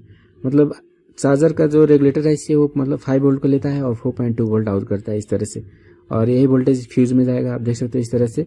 और फ्यूज के आउटपुट में भी सेम वोल्टेज है, और जो बैटरी कनेक्टर है वहाँ पे भी आपको यही वोल्टेज देखने को मिलेगा। तो दोस्तों अगर किसी टाइम पे अगर यहाँ पे 4.2 वोल्ट नहीं आ रहा है, मतलब 3 वोल्ट या 2.8 वोल्ट या मतलब कम वोल्ट आ रहा है, तो क्या होगा, तो उस टाइम पे आपका जो प्रॉब्लम है वो फेक चार्जिंग का प्रॉब्लम हो सकता है। मतलब चार्जिंग शो करेगा लेकिन आपका जो बैटरी है वो चार्ज नहीं हो पाएगा, क्योंकि बैटरी को चार्ज करने के लिए 4.2 वोल्ट जरूरी है। लेकिन अगर आपका ये जो रेगुलेटर है वो प्रॉपरली काम नहीं कर रहा है, या तो आपका ये जो ट्रांजिस्टर है वो उसमें कोई फॉल्ट आ गया है, तो क्या होगा, मतलब ये जो आउटपुट देगा वो मतलब कम हो जाएगा। तो कम होने पर क्या होगा, जो आपका बैटरी है वो फुली चार्ज नहीं हो पाएगा, मतलब वो चार्ज ही नहीं लेगा, मतलब वोल्टेज उसको मिलता रहेगा लेकिन चार्ज नहीं उठाएगा वो। तो उस तरह के चार्जिंग को फेक चार्जिंग या स्लो चार्जिंग इस तरह का प्रॉब्लम आपको मोबाइल में देखने को मिल सकता है। और उसके बाद जो ये थर्ड पिन है उसमें कितना वोल्टेज आ रहा है, तो उसमें भी वोल्टेज आना चाहिए, क्योंकि उसमें वोल्टेज कौन देता है, ये जो ट्रांजिस्टर छोटा सा लगा हुआ है, तो ट्रांजिस्टर इसमें वोल्टेज देके इसको स्विचिंग कर रहा होता है। तो यहाँ पे भी वोल्टेज आ रहा है या नहीं है, चलिए चेक करके देखते हैं। तो यहाँ पे आप देख सकते हो 4.25 के करीब में वोल्टेज है। तो यही वोल्टेज यहाँ पे जो वोल्टेज है वो ट्रांजिस्टर के मतलब ऊपर वाला पिन में भी होगा, मतलब जिस पिन से कनेक्टेड है उस पिन में भी आपको उतना ही वोल्टेज देखने को मिलेगा। तो दोस्तों चलिए ट्रांजिस्टर का जो ऊपर वाला पिन है उसमें चेक करके देखते हैं। तो इसमें चेक करने पर आप देख सकते इसका जो वोल्टेज है 4.25 के करीब में वोल्टेज आ रहा है। तो मतलब इसमें जितना वोल्टेज है वही वोल्टेज यहाँ पे जाएगा। तो दोस्तों आपको लग सकता है कि ये जो वोल्टेज है मतलब ये आईसी का वोल्टेज है और बाउंस होकर यहाँ पे आ रहा है, लेकिन इस तरह का नहीं होता है। तो चलिए मैं आपको दिखाता हूँ मतलब ट्रांजिस्टर का जो नीचे वाला पिन है उसमें कितना वोल्टेज है। तो इसमें चेक करते हैं इस तरह से, और दोस्तों इसमें आप देख सकते हो कितना वोल्टेज आ रहा है, इसमें जो वोल्टेज आ रहा है वो 1.86 है। और जो दूसरा पिन है उसमें आपको चेक करके दिखाता हूँ मैं, इसमें जो वोल्टेज आ रहा है वो 2.18 है। तो दोस्तों इस तरह से आप देख सकते हो मतलब दोनों पिन में वोल्टेज डिफरेंट वोल्टेज आ रहा है। मतलब जो दोनों पिन है मतलब पावर आईसी से कनेक्टेड होता है, और पावर आईसी क्या करता है, दोनों पिन को मतलब डिफरेंट टाइप की सिग्नल देके स्विचिंग करा रहा होता है इस आईसी को। तो दोस्तों इस तरह से जो चार्जिंग रेगुलेटर कॉन्फ़िगरेशन है या हॉट टेस्टिंग है हम कर सकते। दोस्तों ये था मोबाइल का जो चार्जिंग सेक्शन है उसका हॉट टेस्टिंग करने का प्रोसेस। और दोस्तों शायद आपको ये वीडियो समझ में आ गई होगी, मतलब आपको पता चल गया होगा कि किस तरह से हम बोर्ड में हॉट टेस्टिंग कर सकते हैं किसी भी सेक्शन पे। ये जो प्रोसेस था मैंने आपको चार्जिंग सेक्शन का हॉट टेस्टिंग करके दिखाया, और इसी प्रोसेस से आप दूसरे सेक्शन का भी हॉट टेस्टिंग कर सकते हो। लेकिन आपको मतलब ये जो सर्किट होता है, सर्किट डायग्राम होता है, वो आपको मालूम होना जरूरी है, और किस तरह से कहाँ पे कितने वोल्टेज आता है वो भी आपको मालूम होना जरूरी है। तो आपको इस तरह से सर्किट डायग्राम का नॉलेज है, और मतलब हॉट टेस्टिंग करने का जो प्रोसेस है मल्टीमीटर यूज करके वो उतना आपको मालूम है, तो आप बहुत ही आसानी से मोबाइल का जो बोर्ड होता है उसका हॉट टेस्टिंग, कोल्ड टेस्टिंग, या जो ट्रेसिंग या ट्रैक लाइन फाइंडिंग या फॉल्ट फाइंडिंग, जितने जो भी आप बोले वो सभी आप कर सकते हो। चार्जिंग प्रॉब्लम को सॉल्व करने के लिए सबसे पहले आपको बेसिक ट्रबल शूटिंग करनी है। तो बेसिक ट्रबल शूटिंग स्टार्ट होती है चार्जर से। तो सबसे जो फर्स्ट स्टेप होती है चार्जिंग प्रॉब्लम सॉल्व करने के लिए, तो सबसे पहले आपको क्या करना है, check the charger. If the voltage is about 5 volt then charger is okay. यानी कि मोबाइल की जो चार्जर होती है, आपकी जो मोबाइल की जो जेन्युइन चार्जर है, उसको उसकी जो वोल्टेज है उसको आप चेक करें मल्टीमीटर यूज करके। और मल्टीमीटर यूज करके उस वोल्टेज चेक करने पर वो वोल्टेज की जो वैल्यू है वो 5 वोल्ट आनी चाहिए। और वोल्टेज 5 के करीब है तो आपका चार्जर बिल्कुल सही है, और चार्जर सही है तो फिर आप दूसरे स्टेप के लिए जा सकते हो। यानी कि पहले आपको क्या करना है, जो मोबाइल की चार्जर है उसको चेक करना है। इसको किस तरह से चेक किया जाता है ये मैं आपको करके दिखाता हूँ। तो इसको चेक करने के लिए, तो चार्जर को चेक करने के लिए क्या करना है, मल्टीमीटर आप देख सकते हो डिजिटल मल्टीमीटर है, तो इसको 20 वोल्ट डीसी में सेट कर लेना है। यहाँ पे 20 वोल्ट डीसी का रेंज है, तो इस तरह से आप इसको मैं 20 वोल्ट डीसी मैंने इस तरह से रेंज देख सकते हो, डीसी का सिंबल है, 20 वोल्ट है, तो 20 वोल्ट डीसी में सेट कर लेना है। तो चार्जर को पावर के साथ कनेक्ट कर देना है और स्विच ऑन कर देना है। फिर इसकी जो पिन होती है उस पिन में आपको वोल्टेज चेक करना है। जैसे एक वायर को आप यहाँ पे रख दे और एक वायर को इसके अंदर इस तरह से डालें। इस तरह से अंदर डालने पर आप देख सकते हैं यहाँ पे वोल्टेज जो है, तो दोस्तों इस तरह से आप चार्जर को चेक करना है। चार्जर को चेक करने के बाद अगर वोल्टेज इस तरह से आ रही है तो आपका चार्जर जो है बिल्कुल सही है। तो चार्जर सही हो जाने के बाद अब हमें क्या करना है, तो दोस्तों अगर इस तरह की चार्जर हो, जैसे अभी मोस्टली मोबाइल्स में कुछ इस तरह की चार्जर यूज होती है, तो इस तरह की चार्जर को कैसे चेक करना है, तो इसके लिए भी आपको जोड़ देना है और फिर एक जो ये प्रोब है इसको बाहर बॉडी पे टच कर लेना है, और फिर दूसरे इस पिन को यहाँ पे टच करना है। पिन अंदर की जो पिन है उसमें टच करना है। इस तरह से पिन को मैं इस तरह से यहाँ पे पहले टच कर लेता हूँ, और फिर ये जो दूसरा तार है उसको अंदर इसमें पिन में टच करनी है। तो आप देख सकते हैं इसका जो रीडिंग है 4.86, मतलब ये चार्जर 5 वोल्ट का है, और जो चार्जर था वो लगभग 6 वोल्ट की चार्जर थी। ये चार्जर बिल्कुल सही है। तो चार्जर सही हो जाने के बाद अगर चार्जर में कोई फॉल्ट होता तो हमें चार्जर को रिप्लेस करना पड़ता, लेकिन चार्जर फिलहाल बिल्कुल सही है। तो अब हम क्या कर सकते हैं, चार्जर सही है तो फिर हम दूसरी स्टेप पे जंप करते हैं। दूसरा स्टेप हमारा क्या है वो देखते हैं। चार्जर चेक करने के बाद फिर हमें क्या करना है, check battery voltage, it should be higher than 3.5। तो बैटरी की वोल्टेज को चेक कर लेना है। बैटरी की वोल्टेज कितनी होनी चाहिए, अगर बैटरी आपकी सही है तो उसकी वोल्टेज 3.5 से लेके 4.2 के बीच में होनी चाहिए। तो बैटरी की वोल्टेज चेक कर लेना है। तो चलिए मैं उसको भी चेक करके दिखाता हूँ। जैसे यहाँ पे एक बैटरी है, बैटरी की वोल्टेज भी बिल्कुल उसी तरह से चेक कर सकते हैं जिस तरह से हमने चार्जर चेक किए थे। आप देख सकते हो बैटरी का वोल्टेज, बैटरी में कितना वोल्टेज है 4.0, यानी कि ये बैटरी भी बिल्कुल सही है। लेकिन अगर बैटरी का वोल्टेज अगर कोई लो दिखाता है, चलिए मैं एक और बैटरी आपको चेक करके दिखा देता हूँ। जैसे यहाँ पे एक और बैटरी है, इसको मैं चेक करता हूँ, प्लस और माइनस में इस तरह से आप टच कर सकते हो। तो दोस्तों देख सकते हो इस तरह से जैसे बैटरी का वोल्टेज अभी बिल्कुल 0 दिखा रहा है। तो इस बैटरी का वोल्टेज बिल्कुल 0 है, तो ये बैटरी क्या है, फॉल्टी है। तो अगर आपका बैटरी का वोल्टेज 0 हो या 3.5 से लो हो तो आपका बैटरी काम नहीं करेगा। तो किसी बैटरी का वोल्टेज अगर 3.5 से लो दिखा रहा है तो उसको क्या करना है, या तो बैटरी को बूस्ट कर लेना है या तो बैटरी को रिप्लेस कर देना है। तो नो चार्जिंग फॉल्ट का जो स्टेप था पहला वो था चार्जर को चेक करना, सेकेंड स्टेप था बैटरी को चेक करना। उसके बाद हमें क्या चेक करना है, चेक चार्जर कनेक्टर, रिसोल्ड और रिप्लेस। चार्जर कनेक्टर को चेक करना है, यदि चार्जर कनेक्टर अगर फॉल्टी है तो उसको हमें रिसोल्ड कर लेना है, अगर वो बोर्ड से थोड़ी अलग हो गई है या तो उसको रिप्लेस कर देना है। तो चार्जर कनेक्टर किस तरह से चेक करते हैं तो उसको भी मैं आपको दिखाता हूँ। तो मैं एक पुराने पहले कीपैड मोबाइल की चार्जर कनेक्टर को मैं आपको दिखाता हूँ। इसकी चार्जर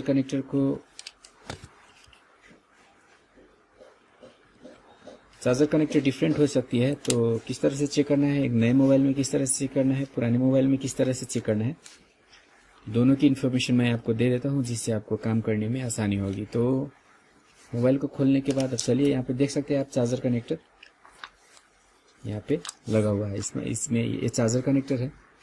और बोर्ड को निकालने के बाद आप देख सकते हो इसका चार्जर कनेक्टर कुछ इस तरह से। अगर इस तरह का चार्जर कनेक्टर है तो आपको बिल्कुल आसान हो जाएगा चेक करना। इसके लिए क्या कर सकते हो आप, जैसे इसका जो चार्जर है उसको इसके अंदर डाल देना है। इसके अंदर डालने के बाद आपको इसकी जो पिने यहाँ पे दिख रहा है, इसकी दोनों पिने में वोल्टेज चेक करनी है। इस तरह से इसकी दोनों पिन में वोल्टेज चेक करनी है। तो आप देख सकते हैं यहाँ पे इसका वोल्टेज आ रहा है 5.98। नेगेटिव मतलब ये तार अगर उल्टा हो जाए तो नेगेटिव रीडिंग आता है। तो इसको आप उल्टा करके फिर से चेक कर सकते हो। जैसे देखिए यहाँ पे दोस्तों, मतलब ये चार्जर कनेक्टर बिल्कुल सही है। तो इस तरह से आप चार्जर कनेक्टर फॉल्टी है या सही है उसके भी आप कंफर्म कर सकते हो। तो चार्जर कनेक्टर के बाद चलिए, अब अगर इस तरह का बोर्ड है तो इसमें क्या करना है, इसमें भी बिल्कुल उसी तरह से आप चेक कर सकते हो। जैसे इस कनेक्टर को यहाँ पे जोड़ देना है। जोड़ने के बाद अब इसकी जो पिन है यहाँ पे आप देख रहे हो, जो पिन यहाँ पे दिख रहा है उसमें आपको वोल्टेज चेक करना है। तो इसमें वोल्टेज चेक करने के लिए क्या करना है आपको, जो ये ब्लैक प्रोब है इसको यहाँ पे रख देना है। ब्लैक प्रोब को कहीं माइनस पे, इस तरह का जो पॉइंट होता है वो सभी माइनस पॉइंट होती है, जो बड़े बड़े पॉइंट बने होते हैं बोर्ड में, तो कहीं एक माइनस पॉइंट पे टच कर देना है। फिर इसकी जो पिने हैं उसमें आपको चेक करना है। जो चार्जर की कनेक्टर की जो पिन होती है उसमें आपको चेक करना है। तो मैं यहाँ इसको रख देता हूँ और फिर इसकी पिन में मैं वोल्टेज चेक करके दिखाता हूँ। तो दोस्तों आप देख सकते हो इसका जो वोल्टेज है यहाँ पे ये दिखा चुका है। इसका पॉजिटिव पिन में वोल्टेज चेक करना, और किसी पिन में वोल्टेज नहीं आएगा। देख सकते हो इसका जो पॉजिटिव पिन होगा उसमें आपको इस तरह से वोल्टेज दिख जाएगा। तो चार्जर जोड़ने के बाद इस साइड अगर वोल्टेज आ रही है तो इसका चार्जर कनेक्टर बिल्कुल सही है। तो इस तरह से हम बैटरी को चेक कर सकते हैं, चार्जर को चेक कर सकते हैं, बैटरी को चेक कर सकते हैं, और फिर हम चार्जर कनेक्टर को भी चेक कर सकते हैं। तो अगर चार्जर कनेक्टर में वोल्टेज नहीं आई होती तो हमें चार्जर कनेक्टर को रिसोल्व करके देखना होता, मतलब इसको आयरन से हम जोड़ के देखते, और अगर फिर भी नहीं होता तो हमें चार्जर कनेक्टर रिप्लेस करना पड़ता। अब इसके बाद इतना हो जाने के बाद भी अगर काम नहीं कर रही है, मतलब चार्जर कनेक्टर भी सही है, बैटरी भी सही है, चार्जर भी सही है, फिर भी चार्जिंग नहीं हो रहा है, तो फिर आपकी जो बोर्ड है उसमें फॉल्ट हो सकती है। तो उसके बाद क्या करना है आपको, check charging section on mobile PCB. Mobile की जो बोर्ड होती है उसमें आपको चार्जिंग सेक्शन चेक करना होता है। तो चार्जिंग सेक्शन की डायग्राम कुछ इस तरह से होती है। जैसे आप देख सकते हैं यहाँ पे चार्जर में 2 पिनें होती है, प्लस और माइनस। अगर 4 पिन की चार्जर है तो उसमें कुछ इस तरह से होगी, प्लस माइनस, और बीच की जो 2 पिनें होती है वो डाटा के लिए होती है। मतलब चार्जर के लिए आपको सिर्फ 2 ही पिन जरूरी होती है। किसी में 5 पिन भी 5 पिन भी दिया होता है, तो जो एक्स्ट्रा एक और पिन होता है वो किसी काम के नहीं होता है, वो मतलब डमी पिन होता है जो यूजलेस होता है। तो जो चार्जिंग सेक्शन है मोबाइल का वो कुछ इस तरह से होता है दोस्तों। आप देख सकते हो यहाँ पे, जैसे एक नेगेटिव पॉइंट हो गया तो नेगेटिव को डायरेक्ट ग्राउंड कर दिया गया होता है, और जो पॉजिटिव होता है उस लाइन में आपको इस तरह का एक कंपोनेंट लगा होता है, इसको फ्यूज बोला जाता है। ये फ्यूज है, ये इसको इस तरह का कैपेसिटर डाला जाता है। ये कंपोनेंट कॉइल हो गया, ये हो गया जीनर डायोड ZD, और ये हो गया चार्जिंग आईसी। ये चार्जिंग आईसी हो गया, फिर पावर आईसी हो गया, फिर एक रेजिस्टर के थ्रू क्या होता है, बैटरी को वोल्टेज सेंड कर दिया जाता है। तो जो चार्जर जो 5 वोल्ट सेंड करती है, यहाँ पे जो चार्जर द्वारा जो 5 वोल्ट यहाँ पे सप्लाई होता है, वो 5 वोल्ट इस कंपोनेंट यूज करके फिल्टर की जाए। जैसे फ्यूज डाला जाता है, अगर किसी फॉल्ट के कारण अगर ज़्यादा करंट यहाँ पे फ्लो हो तो फ्यूज जल के आगे की सेक्शन को प्रोटेक्शन करने की काम करेगी। और फिर अगर एक कैपेसिटर, मतलब ये जो वोल्टेज आती है वो प्योर डीसी नहीं होती है, इसीलिए उसको फिल्टर करने के लिए इस तरह से कैपेसिटर और कॉइल का यूज किया जाता है। और फिर इस तरह से जीनर डायोड यूज किया जाता है। जीनर डायोड भी 5 वोल्ट का ही जीनर डायोड डाला जाता है। जो जीनर डायोड का मेनली काम क्या होता है, अगर 5 वोल्ट का जीना डायोड हो तो 5 वोल्ट तक ये ब्लॉक करेगा, यहाँ मतलब 5 वोल्ट को इधर नहीं जाने देगा। लेकिन अगर चार्जर कभी मानिए 7 वोल्ट सप्लाई कर रही है तो जीना डायोड तो 5 वोल्ट का है, तो ये क्या कर देगा 2 वोल्ट ये नीचे सेंड कर देगा, मतलब 2 वोल्ट का एक ग्राउंड में सेंड कर देगा, और बाकी इधर ऑलवेज 5 का 5, मतलब 5 आए तो पूरी 5 को रोकेगा, तो पूरी 5 इधर मतलब आईसी की तरफ चली जाएगी। अगर 5 से ज़्यादा आ रही है तो जो ज़्यादा वोल्टेज होता है, जो एक्स्ट्रा वोल्टेज होता है, उसको ये जीना डायोड अपने थ्रू पास करके ग्राउंड में सेंड कर देती है। तो इस तरह से ये वोल्टेज रेगुलेशन, इसको वोल्टेज रेगुलेशन बोला जाता है। मतलब ज़्यादा वोल्टेज आए तो उसको बाईपास करके जितना इसको ज़रूरत है उतना ही वोल्टेज आगे सेंड करने का काम के लिए जीना डायोड यूज़ किया जाता है। उसके बाद चार्जिंग आईसी हो जाती है। उसके बाद जो चार्जिंग आईसी वोल्टेज आउट करेगी वो लगभग 4.2 से 4.4 वोल्ट के करीब होती है। यानी कि जो हमारा बैटरी है उसको जो बैटरी का मैक्सिमम वोल्टेज है, बैटरी को मैक्सिमम 3.7 से लेके 4.2 वोल्टेज तक का ज़रूरत होता है। तो उतना ही वोल्टेज क्या करती है ये चार्जिंग आईसी, जो 5 वोल्ट या 6 वोल्ट जो भी ये वोल्टेज यहाँ इनपुट में आता है उसको इतना वोल्टेज में कन्वर्ट करके वो पावर आईसी को सप्लाई कर देती है, और पावर आईसी फिर एक रजिस्टर, फ्यूजेबल रजिस्टर डाल के फिर बैटरी की जो प्लस पिन है वहाँ पे दे देता है, और फिर जब यहाँ पे हम बैटरी डालते हैं तो हमारा बैटरी चार्जिंग करने लगता है। तो दोस्तों इस तरह से चार्जिंग सर्किट का कुछ स्ट्रक्चर होता है और चार्जिंग सर्किट का ऑपरेशन होता है, और चार्जिंग सर्किट कुछ इसी तरह से फंक्शन करता है।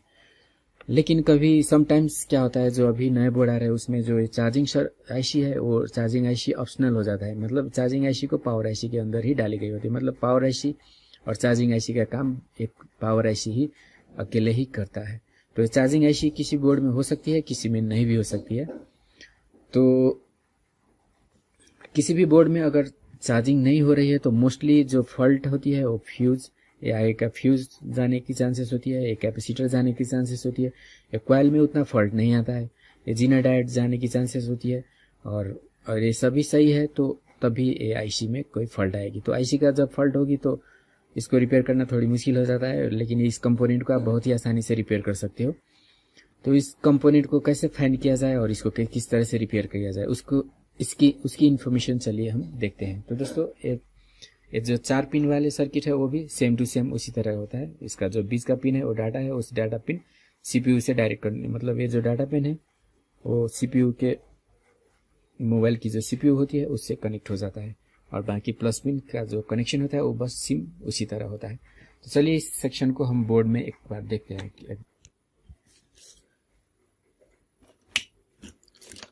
तो दोस्तों किसी भी मोबाइल की चार्जिंग सेक्शन को फाइंड करने के लिए सबसे पहले आपको कहाँ दिखना है, इस तरह की मोबाइल को बोर्ड को आप ले लें। जैसे मैं एक और दूसरा बोर्ड में मैं आपको दिखा रहा हूँ, इसमें कुछ कंपोनेंट्स क्लियर है जिससे मुझे समझाने में आसानी होगी, लेकिन इसमें जो प्रोसेस है वही प्रोसेस सभी मोबाइल में होती है उसमें।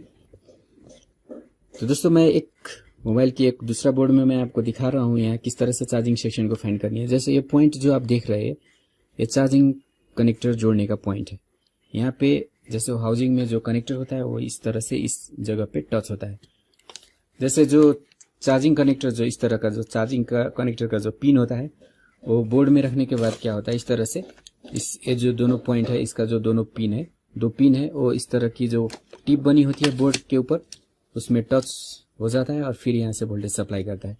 तो हमें किस तरह से फाइंड करना है इसका चार्जिंग सेक्शन का कंपोनेंट कौन सी है। तो आप देख सकते हो यहाँ पे ये दोनों चार्जिंग की जो पिन हो गई, ये दोनों में से एक माइनस पिन है और एक प्लस पिन है, और उसको आप बड़े आसानी से फाइंड कर सकते हो क्योंकि माइनस पिन आपको मालूम है। माइनस पिन फाइंड करने का जो इजी आइडिया है, कहीं पे आप रख ले और फिर ये दोनों पिन में आप टच करो। टच करने के बाद एक में बीप देगी और दूसरे में बीप नहीं देगी। तो जो पिन बीप दे रही है वो माइनस है और जो बीप नहीं दे रही है वो प्लस है। अगर दोनों दे रही है तो इसका मतलब आपका जो आपका इस लाइन में होने वाली कोई कंपोनेंट शॉर्ट है। तो अगर बीप नहीं दे रही है तो इसको में शॉर्टिंग का प्रॉब्लम नहीं है। इस तरह से आप फाइंड कर सकते हो।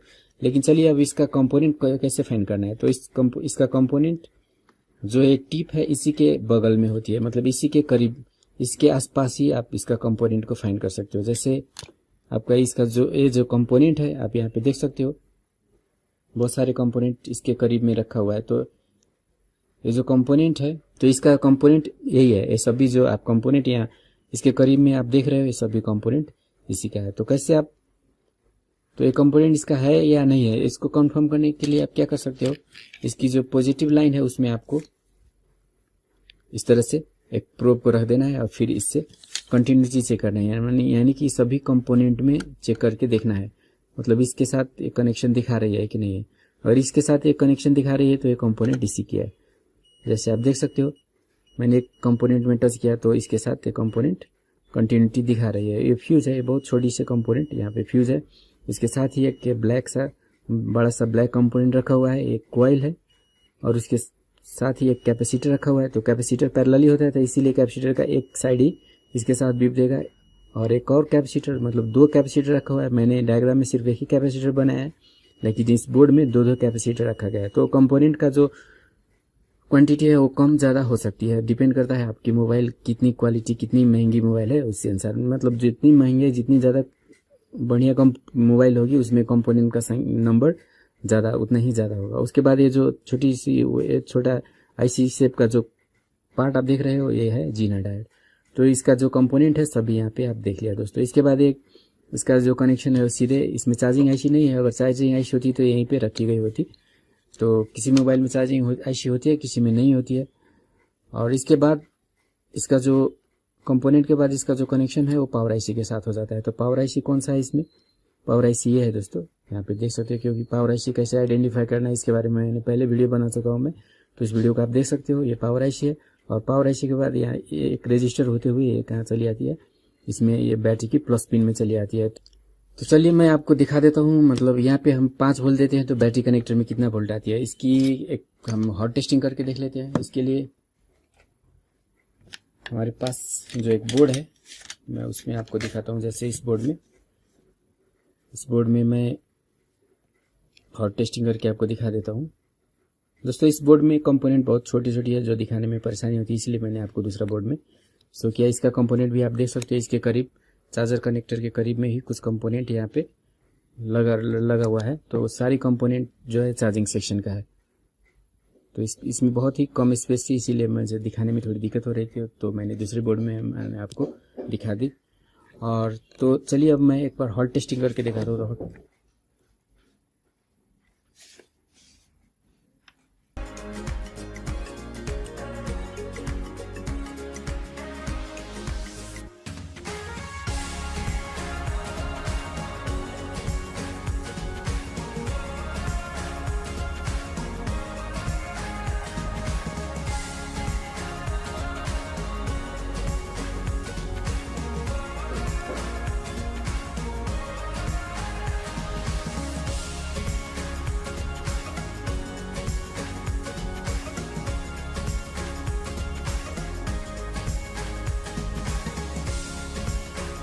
दोस्तों आप यहाँ पे देख सकते हो, मतलब यहाँ पे 2 पिन वाला चार्जर कनेक्टर है और यहाँ पे तो इसमें 5 पिन टोटल है।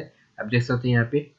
तो चाहे चार्जर कनेक्टर का पिन 2 हो या 5 हो, तो मतलब जो चार्जिंग के लिए जो लाइन यूज होता है वो सिर्फ एक ही लाइन यूज होता है, क्योंकि 2 लाइन में से एक लाइन जो है वो नेगेटिव होता है। तो नेगेटिव को ग्राउंड के साथ कनेक्ट कर दिया गया होता है और जो वोल्टेज का फ्लो होता है वो पॉजिटिव पिन से चार्जिंग रेगुलेटर आईसी को जाता है। तो आप यहाँ पे देख सकते हो इसका जो पिन है ग्राउंड है, तो ग्राउंड पिन को आप बहुत ही आसानी से फाइंड कर सकते हो। मतलब मल्टीमीटर को बीप रेंज में सेट करके, और एक पिन को आप यहाँ पे बॉडी में टच कर सकते हो और दूसरा इस 5 पिन में आपको बारी बारी टच करना है। तो इस तरह से टच करने के बाद आपको जो ग्राउंड पिन होगा वो बीप बीप देगा, यानी कि इस बॉडी के साथ कंटिन्यूटी शो करेगा। तो इस तरह से आपको जो ग्राउंड पिन है वो पता चल जाएगा। और ग्राउंड पिन पता करने के बाद उसका जो अपोजिट पिन है, जैसे ग्राउंड है तो इसका जो अपोजिट है वो पिन प्लस का होता है और उसी प्लस पिन के थ्रू वोल्टेज का सप्लाई किया जाता है। तो जब भी हम यहाँ पे चार्जर कनेक्टर जोड़ते हैं तो इसका जो प्लस पिन है यहाँ से 5 वोल्ट निकलता है और वो 5 वोल्ट जाता है ये चार्जिंग रेगुलेटर आईसी। लेकिन अगर आप 2 पिन वाले चार्जर कनेक्टर जोड़ते हो तो उससे जो वोल्टेज निकलता है वो भी जाता है चार्जिंग रेगुलेटर आईसी को। तो चाहे कनेक्टर इस तरह का हो या ये 2 पिन वाला कनेक्टर हो, तो जो भी कनेक्टर हो उससे 5 वोल्ट निकलता है प्लस पिन से और जाता है चार्जिंग रेगुलेटर आईसी को। तो एक कनेक्टर और ये जो आईसी है उसके बीच में बहुत सारे कंपोनेंट इस तरह का कुछ कंपोनेंट लगा होता है, जैसे कॉइल, कैपेसिटर, रेजिस्टर, डायोड। तो सभी कंपोनेंट में फॉल्ट आने का चांस रहता है। तो दोस्तों सबसे पहले क्या करना है, आपको जो भी कंपोनेंट चार्जिंग सर्किट में जुड़ा हुआ है तो सभी को पहले आपको बाहर निकाल देगा। तो इससे जो पॉजिटिव पिन है उससे आपको एक तार जोड़ के, और जो चार्जिंग रेगुलेटर आईसी है इस तरह का एक पिन चार्जिंग रेगुलेटर आईसी आपको मोबाइल में देखने को मिल जाएगा। मोस्टली एंड्रॉयड मोबाइल और जो चाइनीज ब्रांड के मोबाइल होते हैं उसमें इस तरह का एक charging regulator IC charger connector के करीब में ही रखा गया होता है। तो इस तरह के चार्जिंग रेगुलेटर आईसी में आपको ये पिन नंबर 3 है, आप यहाँ पे देख सकते हैं। जो पिन नंबर है वो पिन नंबर 3 है। तो पिन का काउंट आपको इस डॉट से करना है, मतलब आईसी के बॉडी पे जहाँ पे डॉट लगा हो वो उसके बगल का जो पिन होता है 1 होता है, और 1 से आप इस तरह से शुरू करके एंटी क्लॉक वाइज में आपको काउंट करना है। तो जैसे पिन 1 हो गया तो एंटी क्लॉक में मतलब घड़ी की उल्टी डायरेक्शन में अगर आप काउंट करते हो तो ये पिन नंबर 1 है, तो ये 2, ये 3, ये 4, ये 5, 6, 7, 8 इस तरह से इसका पिन हो गया। तो आपको क्या करना है, मतलब ये जो प्लस पिन है उसे पिन नंबर 3 से कनेक्ट कर देना है। आईसी का ये 3rd पिन और जो चार्जर कनेक्टर का पिन है उसमें आपको इस तरह से जब्बर वायर एक तार को कनेक्ट कर देना है। तो इस तरह से कनेक्ट करने के बाद जो चार्जर कनेक्टर 5 वोल्ट सप्लाई करेगा और डायरेक्ट चार्जिंग रेगुलेटर आईसी को चला जाएगा। और दोस्तों ये जो चार्जिंग रेगुलेटर आईसी है वो 5 वोल्ट को 4.2 वोल्ट बना के, तो चार्जिंग रेगुलेटर आईसी के बगल में आप देख सकते हो इस तरह का एक रजिस्टर डाला हुआ है। तो इस रजिस्टर को बोला जाता है बैटरी करंट सेंस रजिस्टर। तो चार्जिंग रेगुलेटर आईसी का 8 पिन को आपको करंट सेंस रजिस्टर का एक इंड से जोड़ देना है, और जो दूसरा इंड है उसे बैटरी कनेक्टर का जो पॉजिटिव इन है उसमें जोड़ देना है। तो दोस्तों इस प्रोसेस से अगर आप किसी मोबाइल में जंपर करते हो तो जो चार्जिंग का टोटल सोल्यूशन है वो हो जाएगा, और मोबाइल का जो चार्जिंग प्रोसेस है वो बिल्कुल काम करने लगेगा। तो दोस्तों इस वीडियो में इतना ही, और जो नए वीडियो इस चैनल पे आने वाले हैं उसकी नोटिफिकेशन अगर आप पाना चाहते हैं तो चैनल को सब्सक्राइब करें और बेल आइकन को प्रेस करें। और जो चैनल का प्लेलिस्ट है उसमें बहुत सारे इसी तरह का और भी बहुत सारे वीडियो है, तो उस वीडियो को भी देखें। मिलते हैं अगले वीडियो में। Thanks for watching, bye for now, see you next video. एक डिस्प्ले के अंदर का जो लाइट होता है उसको मैंने निकाल के यहाँ पे रखा हुआ है। तो आज की इस वीडियो में आपको एक डिस्प्ले लाइट सेक्शन का प्रैक्टिकल करके दिखाने वाला हूँ। तो इसको देखने के बाद आपको डिस्प्ले लाइट सेक्शन किस तरह से काम करता है और उसमें किस तरह का फॉल्ट हो सकता है उसका टोटल आइडिया आपको हो जाएगा। जैसे आप ये जो पार्ट देख रहे हो वो डिस्प्ले का पीछे का पार्ट है। जैसे चलिए मैं आपको दिखा देता हूँ। यहाँ पे एक डिस्प्ले है, ये जो आगे का ब्लैक पार्ट होता है वो होता है मोबाइल का डिस्प्ले, और ये जो पीछे का पार्ट होता है वो होता है रिफ्लेक्टर। मतलब ये तो हाउसिंग हो गया मेटालिक, लेकिन इस मेटल के अंदर क्या है, इस तरह का एक पार्ट है। जैसे ये पार्ट आप देख रहे हो, एक सिल्वर प्लेट्स आप देख रहे हो, यहाँ पे सिल्वर सा है जो मतलब लाइट को बहुत ज़्यादा रिफ्लेक्ट करने के लिए यूज किया जाता है। और इसके अंदर आप देख सकते हो इस तरह से व्हाइट सीट्स भी रखा हुआ है। तो सभी क्या है, रिफ्लेक्टर बोला जाता है इस सभी को, जो लाइट को रिफ्लेक्ट करता है। जैसे यहाँ पे जो भी लाइट आता है उसको रिफ्लेक्ट करके मतलब मोबाइल का जो है डिस्प्ले है उसमें देने का काम ये करता है। तो सबसे पहले हम जानते हैं कि एक डिस्प्ले के अंदर ये लाइट का नंबर कितना होता है। जैसे आपको मैं यहाँ पहले दिखा देता हूँ। ये जो डिस्प्ले है थोड़ा सा बड़ा सा साइज है, इससे देख सकते हो आप, ये थोड़ा सा बड़ा डिस्प्ले का है। इस डिस्प्ले का है एक कॉम्बो डिस्प्ले है। आजकल का जो स्मार्टफोन होते हैं वो मतलब 5.5 इंच का डिस्प्ले है ये। तो इस डिस्प्ले का रिफ्लेक्टर है ये, आप देख सकते हैं यहाँ पे। तो इसका पोजीशन कुछ इस तरह से था जिसको मैंने निकाल के बाहर किया है, और इसके पीछे एक इस तरह का मेटल था तो उसको भी मैंने निकाल लिया है। तो यहाँ पे आप देख रहे हो लाइट। तो अगर ये लाइट फॉल्ट हो जाता है तो क्या होगा, हमारा जो डिस्प्ले है मतलब जो ग्राफिक है वो यहाँ से आता है। मतलब जो मोबाइल का प्रोसेसर होता है वो क्या करता है, ये जो कनेक्टर आप देख रहे हो इसके थ्रू क्या करता है, ग्राफिक को सेंड करता है। तो ये जो पार्ट है आप ये ब्लैक सा पार्ट देख रहे हो, तो ये है ग्राफिक को शो करने वाला पार्ट। तो मेन जो डिस्प्ले है वो ये है। इस पार्ट का मेन काम होता है जो डिस्प्ले है, जो ग्राफिक है उसके पीछे लाइटिंग देना, जिससे क्या होता है यहाँ का जो भी ग्राफिक होता है वो हम बाहर से देख पाते हैं। तो इस लाइट का अरेंजमेंट कैसे होता है उसको हम प्रैक्टिकल टेस्ट करके देखेंगे। और इस लाइट को ग्लो करने के लिए, इस लाइट को ऑन करने के लिए हमें कितना वोल्टेज को सप्लाई करना होता है, इसका प्रैक्टिकल हम इस वीडियो में देखने वाले हैं। तो जैसे आप यहाँ पे देख सकते हो, काउंट कर सकते हो कितना लाइट है यहाँ पे, 1 2 3 4 5 6 7 8 9 10 11 12, मतलब टोटल 12 लाइट यहाँ पे है। तो क्या सभी मोबाइल का जो डिस्प्ले है उसके अंदर इतना ही लाइट होता है? तो चलिए मैं आपको एक और डिस्प्ले को खोल के दिखा देता हूँ। यहाँ पे ये डिस्प्ले देख रहे हो आप, तो इसको मैं खोल के आपको दिखाता हूँ इसके अंदर कितना है। जैसे इसका पीछे का पार्ट मैं निकाल लेता हूँ, और यहाँ पे आप देख सकते हो इसके अंदर कितना लाइट है, 1 2 3 4 5 6 7 8, मतलब इसके अंदर 12 लेड है, लेकिन इसके अंदर सिर्फ 8 लेड है। तो इसीलिए डिस्प्ले सेक्शन का जो लाइटिंग होता है उसको हमें डिफरेंट वोल्टेज देना पड़ता है। मतलब मोबाइल पे डिपेंड करता है। ये भी एक एंड्रॉयड मोबाइल का ही डिस्प्ले है और ये भी एक एंड्रॉयड मोबाइल का ही डिस्प्ले है, लेकिन इसको जितना वोल्टेज चाहिए इसको उतना वोल्टेज का ज़रूरत नहीं है, क्योंकि इसके अंदर का जो एलईडी का नंबर है वो थोड़ा कम है। ये जो एलईडी है आप यहाँ पे देख रहे हो, तो वो सब भी किस तरह से रखा गया होता है, वो सीरीज में कनेक्टेड होता है या पैरेलल में कनेक्टेड होता है, और सीरीज कनेक्शन किसे कहते हैं, पैरेलल कनेक्शन किसे कहते हैं। तो कैसे हम पता कर सकते हैं कि ये जो लेड है, जो डिस्प्ले लाइट सेक्शन का जो लेड है वो मतलब सीरीज कनेक्टेड है या पैरेलल कनेक्टेड है। तो इसका टेस्टिंग भी मैं सबसे पहले आपको करके दिखाता हूँ, फिर मैं इसको वोल्टेज देके और किस तरह से लाइट ग्लो करता है और किस तरह से ये डिस्प्ले को मतलब वाइट करता है या डिस्प्ले के अंदर लाइट को सेंड करता है, वो भी मैं आपको प्रैक्टिकली दिखाऊंगा। तो चलिए इसको टेस्ट करने के लिए मतलब कंटिन्यूटी को टेस्ट करने के लिए हमें मल्टीमीटर को बीप मोड में सेट करना होता है इस तरह से। तो इस सीरीज या पैरेलल किस तरह से कनेक्टेड है, तो इसको आइडेंटिफाई करने के लिए हम क्या कर सकते हैं, इसको इस पिन से हम चेक करेंगे। जैसे यहाँ पे और यहाँ पे रखने के बाद आप देख सकते हो बीप का साउंड दे रहा है, और फिर यहाँ पे रखने पे क्या दे रहा है, बीप का साउंड दे रहा है। तो इस तरह से जितने भी लेड है सभी क्या है, सीरीज कनेक्टेड, मतलब एक का एंडिंग दूसरे का स्टार्टिंग से कनेक्टेड है। मतलब ये सारी की सारी जो एलईडी है वो मतलब सीरीज में कनेक्टेड है। तो डिस्प्ले का सारी लेड का जो कनेक्शन है कुछ इस तरह से है, आप देख सकते हो। मतलब एक का जो इंट है दूसरे का स्टार्टिंग से इस तरह से जुड़ा हुआ है। तो इस तरह के कनेक्शन को सीरीज बोला जाता है। तो दोस्तों इस तरह के एलईडी को ग्लो करने के लिए हमें कितना वोल्टेज देना पड़ता है, जैसे मानिए एक एलईडी है वो मानिए 3 वोल्ट का है, तो इस तरह से सारी एलईडी को हम अगर जोड़ देते हैं तो कितना हो जाता है। मतलब अभी मैंने 12 एलईडी नहीं बनाया है, जैसे आप देख रहे हो 1 2 3 4 5 6 7 8, मैंने अभी 8 एलईडी बनाया है। तो मानिए एक एलईडी का जो वोल्टेज है वो 3 है, अगर आठों को अगर हम टोटल करते हैं तो हमारा जो वोल्टेज है वो 24 वोल्ट हो गया। तो टोटल एलईडी को अगर हमें ग्लो करना है तो हमें कितना वोल्टेज को सप्लाई करना होगा, 24 वोल्ट का सप्लाई करना होगा। लेकिन मानिए अगर एक एलईडी का वोल्टेज अगर 1 है तो ये सारी एलईडी को ग्लो करने के लिए हमें कितना वोल्ट का सप्लाई करना होगा, 8 वोल्ट का सप्लाई करना होगा। अगर 2 वोल्ट का एलईडी है एक, तो हमें 16 वोल्ट का सप्लाई करना होगा, अगर हम सभी एलईडी को ग्लो करना चाहते हैं एक ही साथ। तो डिस्प्ले के अंदर का जो एलईडी होता है कुछ इस तरह से कनेक्टेड होता है, और इस सारी एलईडी में से मानिए कोई एक एलईडी मानिए फ्यूज हो गया, मतलब ये खराब हो गया, तो क्या होगा, मतलब टोटल का टोटल मतलब काम करना बंद कर देगा। क्योंकि हम प्लस और माइनस को कुछ इस तरह से जोड़ते हैं, प्लस को एक एंड में स्टार्टिंग में देते हैं और जो माइनस होता है वो यहाँ पे होता है। तो सारी एलईडी को प्लस और माइनस मिलना है। तो अगर कहीं एक एलईडी खराब हो जाता है तो क्या होगा, मतलब पूरे का पूरा जो एलईडी है वो काम करना बंद कर देगा। तो अगर हम यहाँ पे प्लस और यहाँ पे अगर माइनस देते हैं तो इतना जो एलईडी है वो ग्लो होगा, और लेकिन इससे आगे का जो एलईडी है मतलब ये खराब है, तो अगर हम यहाँ पे माइनस देते हैं और यहाँ पे प्लस देते हैं तो ये एलईडी काम नहीं करेगा। डिस्प्ले का अगर एक एलईडी खराब हो जाता है तो क्या होता है, डिस्प्ले में लाइट आना बंद हो जाता है, और अगर ये एलईडी खराब है तो हम बोर्ड का कितना भी रिपेयरिंग कर ले उसका सोल्यूशन नहीं हो पाएगा। तो आपको क्या करना है, अगर एलईडी खराब होता है तो आपको पहले इस एलईडी का जो पिन होता है मतलब यहाँ पे वोल्टेज दे के चेक करना है। आप यहाँ पे जो 2 पॉइंट होता है, जैसे आप जो एलईडी आप यहाँ पे देख रहे हो, तो इसके नीचे आपको मतलब इसका केबल देखने को मिल जाएगा। इस तरह से छोटा सा एक केबल होता है, आप यहाँ पे देख सकते हो केबल है यहाँ पे। तो ये इस केबल का जो प्लस और माइनस पिन होता है उसमें आपको वोल्टेज सप्लाई करके इसको चेक करना है। तो इसको हम किस तरह से वोल्टेज सप्लाई दे के चेक कर सकते हैं मैं आपको दिखाता हूँ। तो मेरे पास अभी यहाँ पे डीसी पावर सप्लाई है।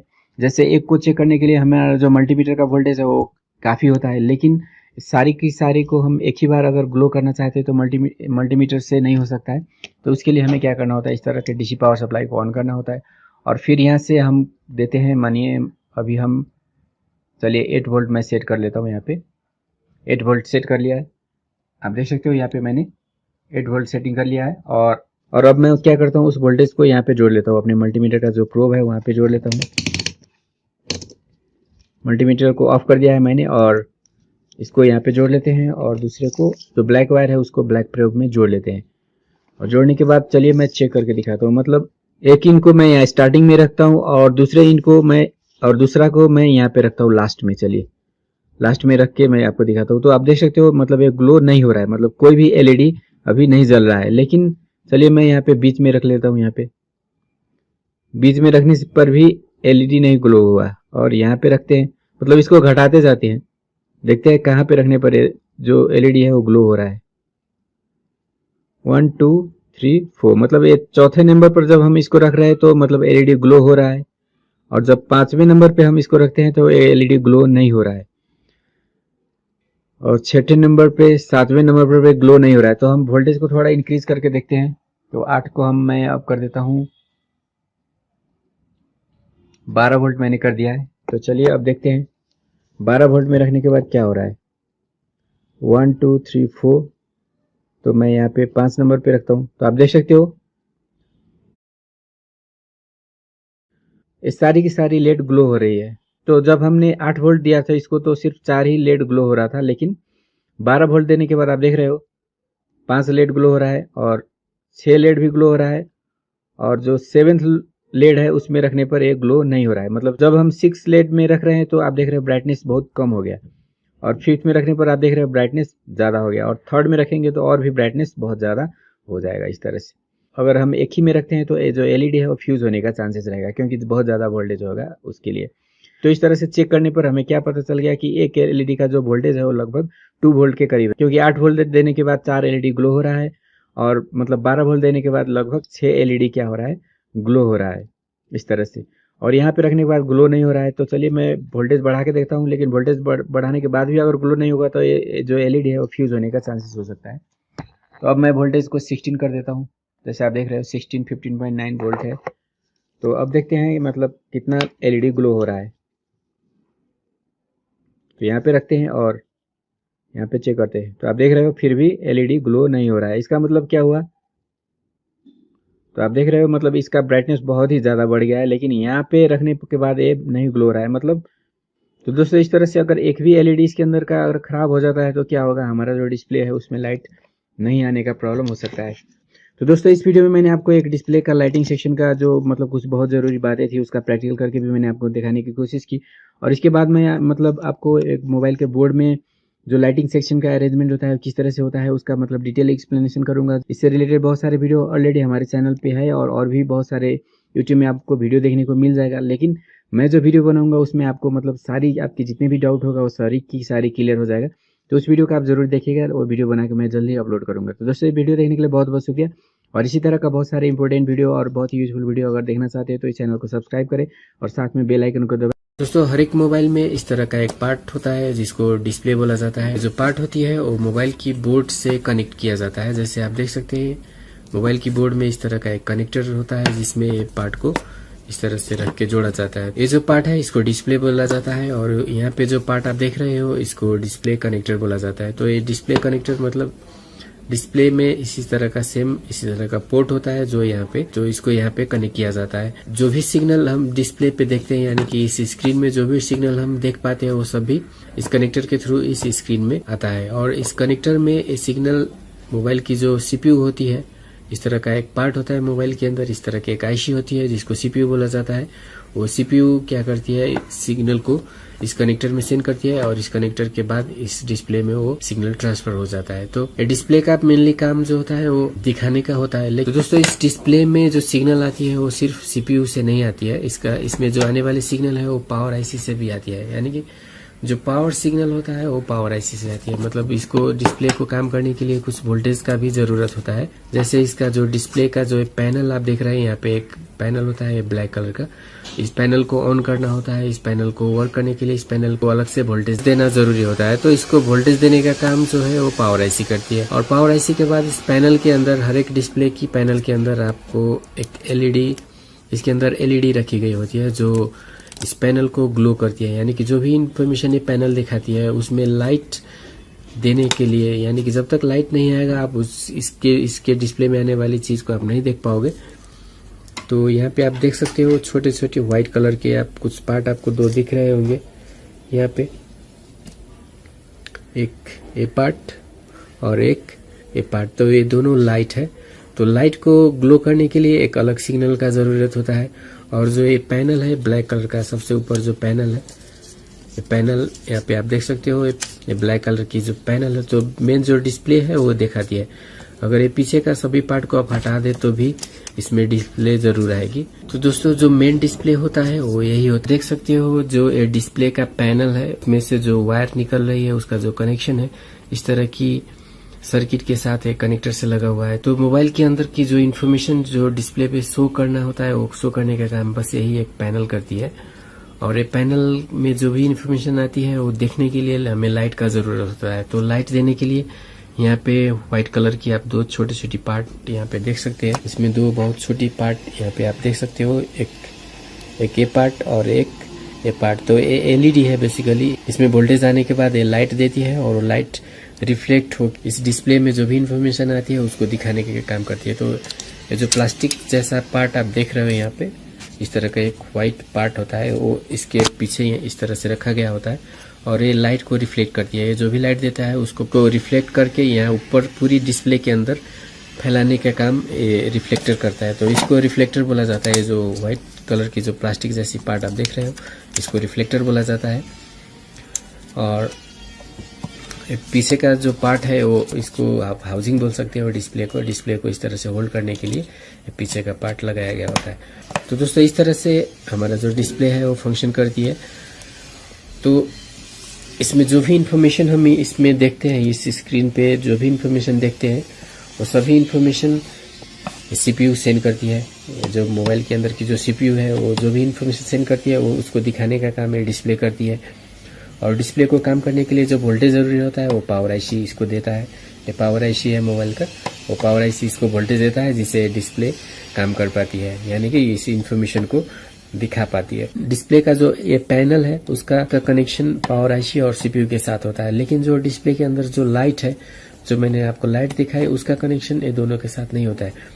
उसको वोल्टेज देने के लिए अलग से एक सर्किट बनाई गई होती है। तो दोस्तों डिस्प्ले के अंदर जो इस तरह की लाइट रखी गई होती है उसको काम करने के लिए बहुत ज्यादा वोल्टेज का जरूरत होता है, जो पावर IC इसको नहीं देता है। वो डायरेक्ट बैटरी से इसको सप्लाई किया जाता है, लेकिन जो बैटरी है वो सिर्फ 3.7 ही वोल्टेज ही इसको सप्लाई कर सकता है। लेकिन जब हम ब्राइटनेस इंक्रीज करते हैं तो इसका जो लाइट है वो बढ़ जाता है। तो लाइट बढ़ाने के लिए ज्यादा वोल्टेज की जरूरत होता है। तो इस LED को ज्यादा वोल्टेज देने के लिए एक अलग ही सर्किट डिजाइन की गई होती है मोबाइल की बोर्ड के अंदर, जिसको हम लाइट ड्राइवर सेक्शन बोलते हैं। यानी कि इस LED की जो लाइट होती है उसको हाई वोल्टेज देने के लिए एक सेक्शन बनाया गया होता है, जिसमें बूस्ट कॉइल और एक IC और एक डायोड रख के इस एक सेक्शन बनाया गया होता है, जिसको लाइट ड्राइवर सेक्शन बोला जाता है। तो वो सेक्शन भी आप यहाँ पावर IC के करीब में ही आपको अलग से सेक्शन आपको छोटी सी, जैसे आप यहाँ पे देख सकते हैं, एक बहुत छोटी सी IC लगाई गई है और यहाँ पे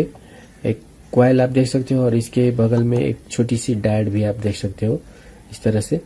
तो इस तरह का कॉन्फ़िगरेशन एक लाइट ड्राइवर IC सेक्शन में किया गया होता है, जो डायरेक्ट इससे कनेक्टेड होता है। यहाँ पे जो LED है उसको वोल्टेज देने का काम इस सेक्शन करती है। तो दोस्तों इस तरह से जो हमारा डिस्प्ले का एक कनेक्टर है उसका जो कनेक्शन है वो 3 अलग अलग जगहों से किया गया होता है। तो दोस्तों इस सेक्शन की डिटेल इन्फॉर्मेशन देने के लिए मैंने यहाँ पे एक डायग्राम में स्केच किया हुआ है, जो मैं आपको दिखाना चाहता हूँ।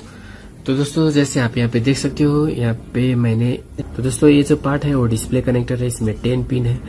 और ये जो पार्ट है वो CPU है, और ये जो पार्ट है वो पावर IC है, और ये जो सेक्शन है वो LED सेक्शन है। तो दोस्तों इस तरह से एक डिस्प्ले के अंदर 3 डिफरेंट सेक्शन से सिग्नल और वोल्टेज आ रही होती है। तो जो मोबाइल की CPU होती है उससे आने वाली जो सिग्नल होती है कुछ इस तरह से होती है। जैसे इसमें LCD clock, LCD data, serial data, S data मतलब सीरियल डाटा हो गया, और LCD CS चिप सेलेक्ट, और LCD enable signal, LCD reset signal, इस तरह का सिग्नल डिस्प्ले कनेक्टर के अंदर आती है। तो ये जो भी सिग्नल आती है उसका मीनिंग क्या है, क्या काम करती है डिफरेंट सिग्नल। जैसे सबसे जो मेन सिग्नल हो गया LCD डाटा, यानी कि जो भी इन्फॉर्मेशन आप देख पाते हैं डाटा लाइन के थ्रू आपका डिस्प्ले में दिखाई देता है। लेकिन जब ये सिग्नल आती है तो इसका जो आने का एक स्पीड होता है, तो वो स्पीड कितने स्पीड में वो सिग्नल को CPU से मोबाइल के डिस्प्ले के अंदर जाना है, वो स्पीड देने का काम एक क्लॉक करती है। उसके बाद हो गया LCD CS चिप सेलेक्ट या LCD इनेबल, यानी कि आप डाटा सेंड करने से पहले आप LCD को इनेबल करना होगा। LCD को डिस्प्ले, आपका जो डिस्प्ले है उसको ऑन करना जरूरी होता है कि आपका मोबाइल का जो डिस्प्ले है वो ऑलवेज ऑन होके तो नहीं रहता है। तो डाटा सेंड करने से पहले LCD को, यानी कि डिस्प्ले को ऑन करना जरूरी होता है। तो ऑन करने के लिए LCD इनेबल सिग्नल इसको दिया जाता है। और उसके बाद है LCD reset. LCD reset signal का काम होता है जो पुराने डाटा है उसको हटा के फिर नए डाटा दिखाने का काम LCD रीसेट करता है। तो दोस्तों CPU और मोबाइल की जो डिस्प्ले कनेक्टर है उसके बीच का जो कनेक्शन होता है वो कुछ इस तरह से होता है। तो दोस्तों इस तरह से CPU और मोबाइल के बीच में कम्युनिकेशन होती है। तो दोस्तों लेकिन ये जितने भी डाटा है वो सभी तभी दिख पाएगी जब LCD काम करेगा। तो LCD को काम करने के लिए पावर IC उसको ऑन करने के लिए जो LCD पैनल है, यानी कि जो ये पैनल, ब्लैक पैनल आपको मैंने दिखाया था पहले, तो जो एक पैनल है उसको ऑन करने के लिए पावर IC इसको वोल्टेज सप्लाई करता है। तो पावर IC जो वोल्टेज सप्लाई करता है वो है 2.8 वोल्ट, जिसको V फ्लैश यानी कि फ्लैश वोल्टेज बोला जाता है इसके लिए। और दूसरा एक वोल्टेज सप्लाई करता है 1.8 वोल्ट इनपुट आउटपुट। ये सिर्फ ये डाटा को इन और आउट करने में हेल्प करती है। तो दो तरह की वोल्टेज एलसीडी पैनल को दी जाती है, लेकिन एलसीडी पैनल के अंदर जो एलईडी है, जो इस तरह की एलईडी है, तो उस एलईडी को ग्लो कराने के लिए पावर आईसी इसको वोल्टेज नहीं देता, क्योंकि इसको बहुत ज़्यादा हाई वोल्टेज का ज़रूरत होता है। तो हाई वोल्टेज देने के लिए डायरेक्ट बैटरी से लाइट ड्राइवर आईसी सेक्शन में वोल्टेज सेंड किया जाता है और ड्राइवर आईसी वोल्टेज को हाई करके वीएलईडी का जो प्लस और माइनस पिन है उसमें सप्लाई कर देता है। तो दोस्तों मोबाइल के अंदर जो एलसीडी लाइट ड्राइवर सेक्शन होती है उसका मेन काम होता है वोल्टेज इंक्रीज और डिक्रीज करना according to the brightness setting of mobile phone. यानी कि जब हम मोबाइल की ब्राइटनेस को इंक्रीज करते हैं एलईडी में जाने वाली जो वोल्टेज है उसको हाई कर देता है, और जब हम डिक्रीज करते हैं तो वोल्टेज को लो कर देता है। डिस्प्ले के अंदर जो एलईडी होती है वो उसका लाइट कम या ज्यादा होता है, जिससे ब्राइटनेस इंक्रीज और डिक्रीज हो जाता है। तो दोस्तों इस तरह से मोबाइल का डिस्प्ले जो सेक्शन है वो काम करता है। अब इस सेक्शन में फॉल्ट क्या हो सकता है? अगर मान लीजिए एलईडी सेक्शन में फॉल्ट आ गया, यानी कि जो डिस्प्ले लाइट ड्राइवर सेक्शन है उसमें कोई फॉल्ट आ गई तो डिस्प्ले के अंदर जो एलईडी है वो नहीं ग्लो करेगी, और नहीं ग्लो करने के कारण क्या होगी, जो भी इंफॉर्मेशन इस डिस्प्ले की पैनल में आएगी, इस डिस्प्ले की पैनल में जो भी इंफॉर्मेशन आएगी वो इंफॉर्मेशन को हम बाहर से लाइट देकर देखेंगे तो दिखाई देगी, लेकिन ऐसे ही नहीं दिखाई देगी। तो अगर कोई किसी मोबाइल में पिक्चर आ रही है लेकिन लाइट नहीं आ रही है तो आपको इस सेक्शन को ट्रबल शूट करना है। इसका जो फॉल्ट हो सकता है, या तो एलईडी खराब हो सकती है, या तो आपका जो लाइट ड्राइवर सेक्शन है उसमें कोई फॉल्ट हो सकता है।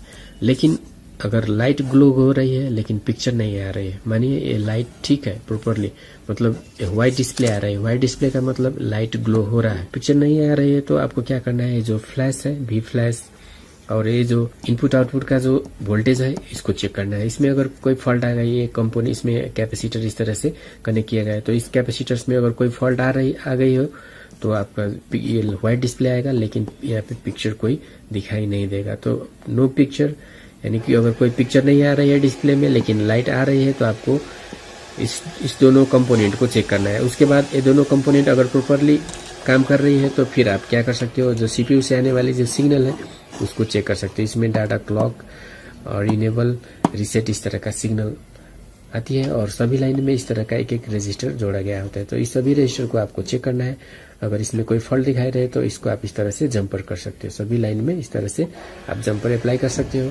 इस सेक्शन में कोई फॉल्ट आ रही है तो इस कैपेसिटर को आप बदल सकते हो या इसको निकाल के आप सोल्यूशन कर सकते हो। और ये जो एलसीडी लाइट ड्राइवर सेक्शन है उसमें कोई फॉल्ट आ गई तो उसको आपको रिपेयर करना होगा। तो दोस्तों जितने भी सेक्शन मैंने आपको यहाँ पे दिखाई सभी का डिटेल इन्फॉर्मेशन और सभी का प्रैक्टिकल लेसन का वीडियो भी मैं बना के इस चैनल पे डालने वाला हूँ। तो मैं मल्टीमीटर को बीप में सेट कर देता हूँ और इसका शॉर्टिंग किस तरह से फाइंड करना है, यानी कि मोबाइल का जो बोर्ड है वो शॉर्ट है या नहीं है, और किस तरह से कितना रीडिंग आना चाहिए इसका प्लस में, और जो बीच का पिन होता है जिसे हम BSI battery status indicator pin बोलते हैं उसमें, और जो नेगेटिव पिन होता है तो उसमें किस तरह का रीडिंग आना चाहिए, तो सभी मैं आपको एक्सप्लेन करता हूँ। तो इसके लिए हमें क्या करना है, जो रेड प्रोब है उसको माइनस में रखना है, मतलब ब्लैक प्रोब को माइनस में रख के आप नहीं चेक कर सकते, आपका जो रीडिंग है वो नहीं आएगा। चलिए मैं आपको दिखा देता हूँ एक बार। ब्लैक को यहाँ पे रखा हूँ, तो चलिए रीडिंग देखिए, कोई भी रीडिंग नहीं दे रहा है, इन्फिनिटी रीडिंग है। बीच में भी आपको चेक करके दिखाता हूँ, तो देखिए यहाँ पे भी इन्फिनिटी रीडिंग है। यहाँ बॉडी में टच हो रहा है, बॉडी का मतलब माइनस होता है तो इसलिए बीप दे रहा है, तो ये भी इन्फिनिटी है और माइनस तो बीप देगा। माइनस को किसी तरह से भी चेक कर सकते हो।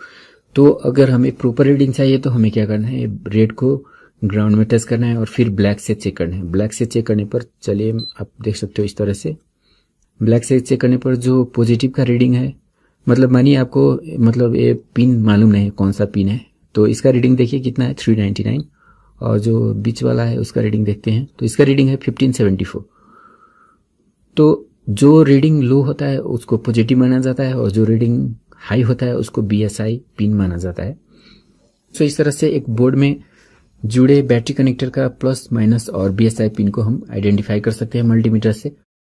दोस्तों ये जो रीडिंग था वो बिल्कुल सही था, मतलब ये जो पॉजिटिव है उसका रीडिंग 250 से ज़्यादा आना चाहिए। 250 से लेके 700 के बीच में कोई भी रीडिंग आ सकता है, मतलब वो डिफरेंट मोबाइल का डिफरेंट रीडिंग हो सकता है। तो 250 से 700 तक का रीडिंग प्लस शो करता है, और जो BSI है मतलब उसका रीडिंग होता है 450 से लेके 1800 तक। ये दोनों में कंपेयर करोगे तो मतलब जो प्लस है वो कम वैल्यू वाला होगा और जो BSI है वो ज़्यादा वैल्यू वाला होगा। तो इस तरह से हम प्लस BSI और माइनस को फाइंड कर सकते हैं। और अगर ये प्लस में बीप दे रहा है, मतलब माइनस में तो बीप देगा ही, लेकिन प्लस में भी अगर बीप दे रहा है तो इसका मतलब क्या होता है, बोर्ड शॉर्ट है। तो बोर्ड शॉर्ट होने पर क्या करना है आपको, जो बैटरी कनेक्टर के करीब में जितने भी कंपोनेंट्स लगे होते हैं वो सभी को चेक करना है। जो भी कंपोनेंट्स आपको शॉर्ट मिले उसको पहले निकाल दे जाना है। आपको ये बोर्ड शॉर्ट होने पर आपको पूरी बोर्ड के अंदर बहुत सारी कैपेसिटर्स में डिफरेंट सेक्शन में, जैसे कि network section, power IC section, इस तरह के सेक्शन में आपको शॉर्टिंग मिलेगा।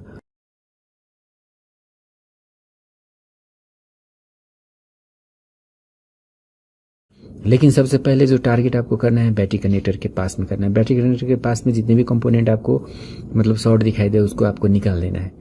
और निकालने के बाद अगर सॉल्व नहीं हो रहा है तो फिर आपको आगे ट्रबल शूट करना है। या तो क्या कर सकते हैं, आपको लो वोल्टेज मतलब 1.5 to 2 वोल्ट दे के इसको मतलब देना है। मतलब नॉर्मली हम 3.7 वोल्ट देते हैं, लेकिन शॉर्टिंग कंडीशन में आप अगर 3.7 दे रहे हो तो आपका मतलब बोर्ड डैमेज होने का, आईसी मतलब जलने का चांसेस रहता है। तो इस कंडीशन में आप क्या करना है, 1.5 to 2 वोल्ट आपको देना है यहाँ पे, और चेक करना है कहीं पे कोई कंपोनेंट्स गर्म हो रहा है या नहीं। और कोई कंपोनेंट्स गर्म हो रहा है तो उस सेक्शन में जितने भी मतलब कंपोनेंट्स हॉट आपको मिले उसको पहले निकाल देना है। तो दोस्तों इस तरह से हम एक शॉर्ट मोबाइल का ट्रेसिंग करते हैं। तो दोस्तों एक मोबाइल के अंदर बहुत सारे पार्ट लगे होते हैं और सभी पार्ट को काम करने के लिए क्या होता है, हमें उसको वोल्टेज देना ज़रूरी होता है। बिना वोल्टेज का कोई भी पार्ट काम नहीं करेगा। और मोबाइल को वोल्टेज देने के लिए हम बैटरी डालते हैं और बैटरी से जो भी वोल्टेज निकलता है वो चला जाता है बैटरी कनेक्टर में। आप यहाँ पे देख सकते हो बैटरी कनेक्टर। तो इस तरह का बैटरी कनेक्टर जो मोबाइल के बोर्ड के साथ अटैच होता है वो क्या करता है, जब हम बैटरी यहाँ पे डालते हैं तो उसका वोल्टेज बोर्ड को सप्लाई करता है और बोर्ड क्या करता है, डिफरेंट पार्ट को वोल्टेज को सप्लाई कर देता है। तो मानिए किसी मोबाइल का इस पॉइंट में अगर कोई फॉल्ट आ जाता है तो क्या होगा, बैटरी से जो भी वोल्टेज मोबाइल को जाना होगा वो मतलब अच्छी तरह से सप्लाई नहीं हो पाएगा या बिल्कुल ही सप्लाई नहीं हो पाएगा। तो उस कंडीशन में क्या हो जाता है, मोबाइल डेड होने का चांसेस रहता है। तो इस वीडियो में हम जानने वाले हैं कि ये जो बैटरी कनेक्टर है, जैसे आप यहाँ पे देख रहे हो 3 पिन है इस बैटरी कनेक्टर के अंदर। तो ये तीनों पिनों का फंक्शन क्या है और कौन सा पिन में किस तरह का प्रॉब्लम आ सकता है और उसको चेक करने का प्रोसेस क्या है, और उसमें कोई फॉल्ट है तो उसका रिपेयरिंग करने का प्रोसेस क्या है। तो ये सारी बातें हम इस वीडियो में करने वाले हैं। तो किसी भी मोबाइल का रिपेयरिंग करने के लिए आपको मोबाइल का हर एक डिटेल होना बहुत ही जरूरी है। इस वीडियो में मैं आपको ये जो बैटरी कनेक्टर है उसका इन्फॉर्मेशन देने वाला हूँ, और जो बाकी आगे का वीडियो होंगे उसमें मैं आपको और जो डिफरेंट सेक्शन आप देख रहे हो, यहाँ पे मेमोरी सेक्शन है, उसके बाद सिम सेक्शन यहाँ पे है, और उसके बाद camera section, display section, vibrator section, headphone section, इस तरह का बहुत सारे सेक्शन, मतलब जितने पार्ट होता है सभी का अलग अलग एक सेक्शन होता है। तो सारी का सारी इन्फॉर्मेशन मैं आपको दूंगा, लेकिन उसके लिए मैं डिफरेंट वीडियो बना के इस चैनल पे डालूंगा। लेकिन फिलहाल मैं आपको बहुत ही इंपॉर्टेंट पार्ट जो बैटरी कनेक्टर होता है हर एक मोबाइल के अंदर, उसका इन्फॉर्मेशन मैं आपको देने जा रहा हूँ। और इसको समझने के बाद आप क्या कर सकते हो, मोबाइल में होने वाले dead problem, shorting problem, half shorting problem, इस तरह का जो प्रॉब्लम होते हैं और बैटरी कनेक्टर से जुड़ी और भी बहुत सारे इन्फॉर्मेशन जो आपके लिए बहुत ही जरूरी है, सभी आपको मालूम हो जाएगा। और इसको मालूम हो जाने के बाद आपको मोबाइल रिपेयरिंग करने में बहुत ही आसान होगी। तो दोस्तों चलिए वीडियो को शुरू करते हैं और जानते हैं एक बैटरी कनेक्टर का जो डिटेल इन्फॉर्मेशन है वो क्या है और क्या क्या इन्फॉर्मेशन है जो हम हर एक मोबाइल टेक्नीशियन को मालूम होना बहुत ही ज़रूरी है। तो दोस्तों अगर आप मोबाइल रिपेयरिंग का एक्सपर्ट बनना चाहते हो तो ये वीडियो आपके लिए बहुत ही इंपॉर्टेंट है, और सिर्फ एक वीडियो में आपको एक्सपर्ट बनाना पॉसिबल नहीं है। तो इसीलिए मैं आपको मोबाइल रिपेयरिंग का एक्सपर्ट बनाने के लिए अलग अलग वीडियो बनाऊंगा, और सभी को देखने के बाद आप बहुत ही आसानी से मोबाइल का किसी तरह का भी प्रॉब्लम को आप बहुत ही आसानी से सॉल्व कर सकते हो। तो दोस्तों इस वीडियो में हम बातें करते हैं मोबाइल के बैटरी कनेक्टर के पिन के बारे में। सबसे पहले आप देख सकते हो यहाँ पे 3 पिन है। यहाँ पे मैंने बनाया हुआ है प्लस, BSI, माइनस। तो यहाँ पे तो मैंने लिखा हुआ है प्लस, माइनस और BSI, लेकिन यहाँ पे देखने से तो नहीं पता चलता, यहाँ पे कोई मार्किंग भी नहीं किया गया है, मतलब कौन सा पिन प्लस है, कौन सा माइनस है और कौन सा BSI है। डायग्राम देखने से हमें यहाँ पे पता नहीं चलता। तो किस तरह से हम इस पिन को फाइंड कर सकते हैं, तो ये जो 3 पिन आप देख रहे हो तो सभी का रीडिंग किस तरह का होना चाहिए, मतलब अगर बोर्ड सही कंडीशन में है तो उस टाइम में इसका रीडिंग कितना होना चाहिए, और अगर बोर्ड फॉल्टी है तो उस कंडीशन में इसका रीडिंग कितना होना चाहिए। तो सभी का डिटेल इन्फॉर्मेशन मैं आपको देता हूँ।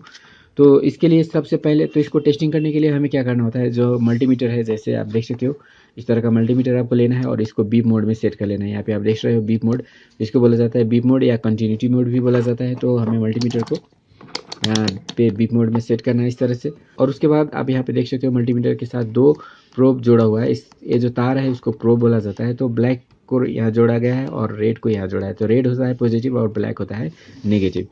मल्टीमीटर को बीप मोड में सेट कर लेने के बाद मल्टीमीटर का ये जो पॉजिटिव वायर है या जो रेड वायर आप देख रहे हो, रेड प्रोब या रेड वायर जो भी आप बोलो, तो उसको हमें क्या रखना है, मतलब माइनस पे रखना है। माइनस का मतलब क्या हो जाता है, बोर्ड में आपको माइनस कहीं पे भी मिल जाएगा। जैसे मेटालिक पॉइंट जो आप देख रहे हो इस तरह का बाउंड्री, तो ये भी माइनस है, और ये जो बॉडी होता है वो सभी माइनस होता है। जैसे आप जैसे आप सुन सकते हो, यहाँ पे बीप दे रहा है, यहाँ पे भी बीप दे रहा है और यहाँ पे भी बीप का साउंड आ रहा है। तो मतलब ये सभी क्या है, माइनस है। तो किसी भी एक पॉइंट को आप रेफरेंस ले सकते हो। मतलब आपको क्या करना है, रेड प्रोब को माइनस में रखना है और ब्लैक प्रोब यूज करके आपको जो बैटरी कनेक्टर का जो डिफरेंट पिन है, जो 3 पिन है, उसको टेस्ट करना है।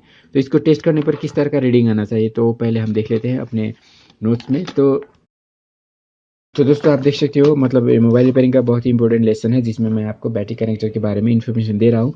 और इसके लिए हमें क्या करना है, जैसे मैं जो प्रोसेस में आपको बताया वहीं यहाँ पे लिखा गया है। जैसे कीप मल्टीमीटर इन बीप मोड या कंटिन्यूटी मोड, मतलब मल्टीमीटर को हमें कहाँ पे रखना है, बीप मोड या कंटिन्यू मोड में रखना है, जो मैंने आपको बताया। उसके बाद हमें क्या करना है, रेड प्रोब को एट एनी ग्राउंड पॉइंट, मतलब अपने जो रेड वायर है या जो रेड प्रोब है मल्टीमीटर का, उसको हमें कहाँ पे रख लेना है, माइनस में रखना है। माइनस का मतलब कहीं पे भी बॉडी में हम टच कर सकते हैं। और वहाँ पे रखने के बाद अब हमें क्या करना है, बैटरी कनेक्टर का जो पिन होता है उसको टेस्ट करना है। और उसको टेस्ट करने के लिए हम यूज़ करेंगे ब्लैक प्रोब, मतलब मल्टीमीटर का जो ब्लैक प्रोब है, ये जो ब्लैक प्रोब है उसको यूज़ करके हम क्या करेंगे, ये जो बैटरी कनेक्टर है इसको तीनों में हम बारी बारी करके सभी को टेस्ट करेंगे। और इस तरह से टेस्ट करने पर जो मल्टीमीटर का रीडिंग है वो कितना होना चाहिए। तो दोस्तों आप देख सकते हो, मैं यहाँ पे डायग्राम में भी आपको दिखा दे रहा हूँ एक बार। मतलब मल्टीमीटर को हम इस तरह से कनेक्शन किए हैं, रेड को ग्राउंड में जोड़े हैं और जो मल्टीमीटर का ब्लैक प्रोब है उसको यूज़ करके हमें क्या करना है, बैटरी कनेक्टर के जो तीनों पिन होता है उसको हमें टेस्ट करना है।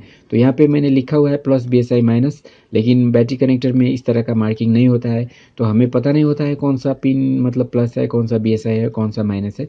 तो ये जो बैटरी कनेक्टर का जो पिन आप देख रहे हो यहाँ पे, तो इसको हम मल्टीमीटर से टेस्ट करके बहुत ही आसानी से फाइंड कर सकते हैं कि कौन सा पिन प्लस है, कौन सा BSI है और कौन सा माइनस है।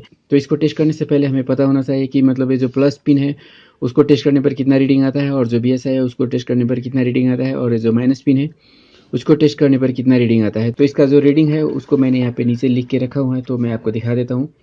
जैसे आप यहाँ पे देख सकते हो, एट प्लस पिन, मतलब जो पॉजिटिव पिन है, हमें मालूम नहीं है कौन सा पिन प्लस है, लेकिन जब हम इसको टेस्ट करेंगे तो जो प्लस पिन है वो कितना रीडिंग शो करेगा। तो जो प्लस पिन का रीडिंग है वो आना चाहिए 200 से लेके 900 के बीच में, मतलब 200 से ज़्यादा आना चाहिए और 900 तक आ सकता है। और उसके बाद जो BSI पिन होता है, BSI का मतलब होता है बैटरी स्टेटस इंडिकेटर, जो हमारे मोबाइल के डिस्प्ले में बैटरी के अंदर कितना चार्ज है वो शो करने का काम करता है।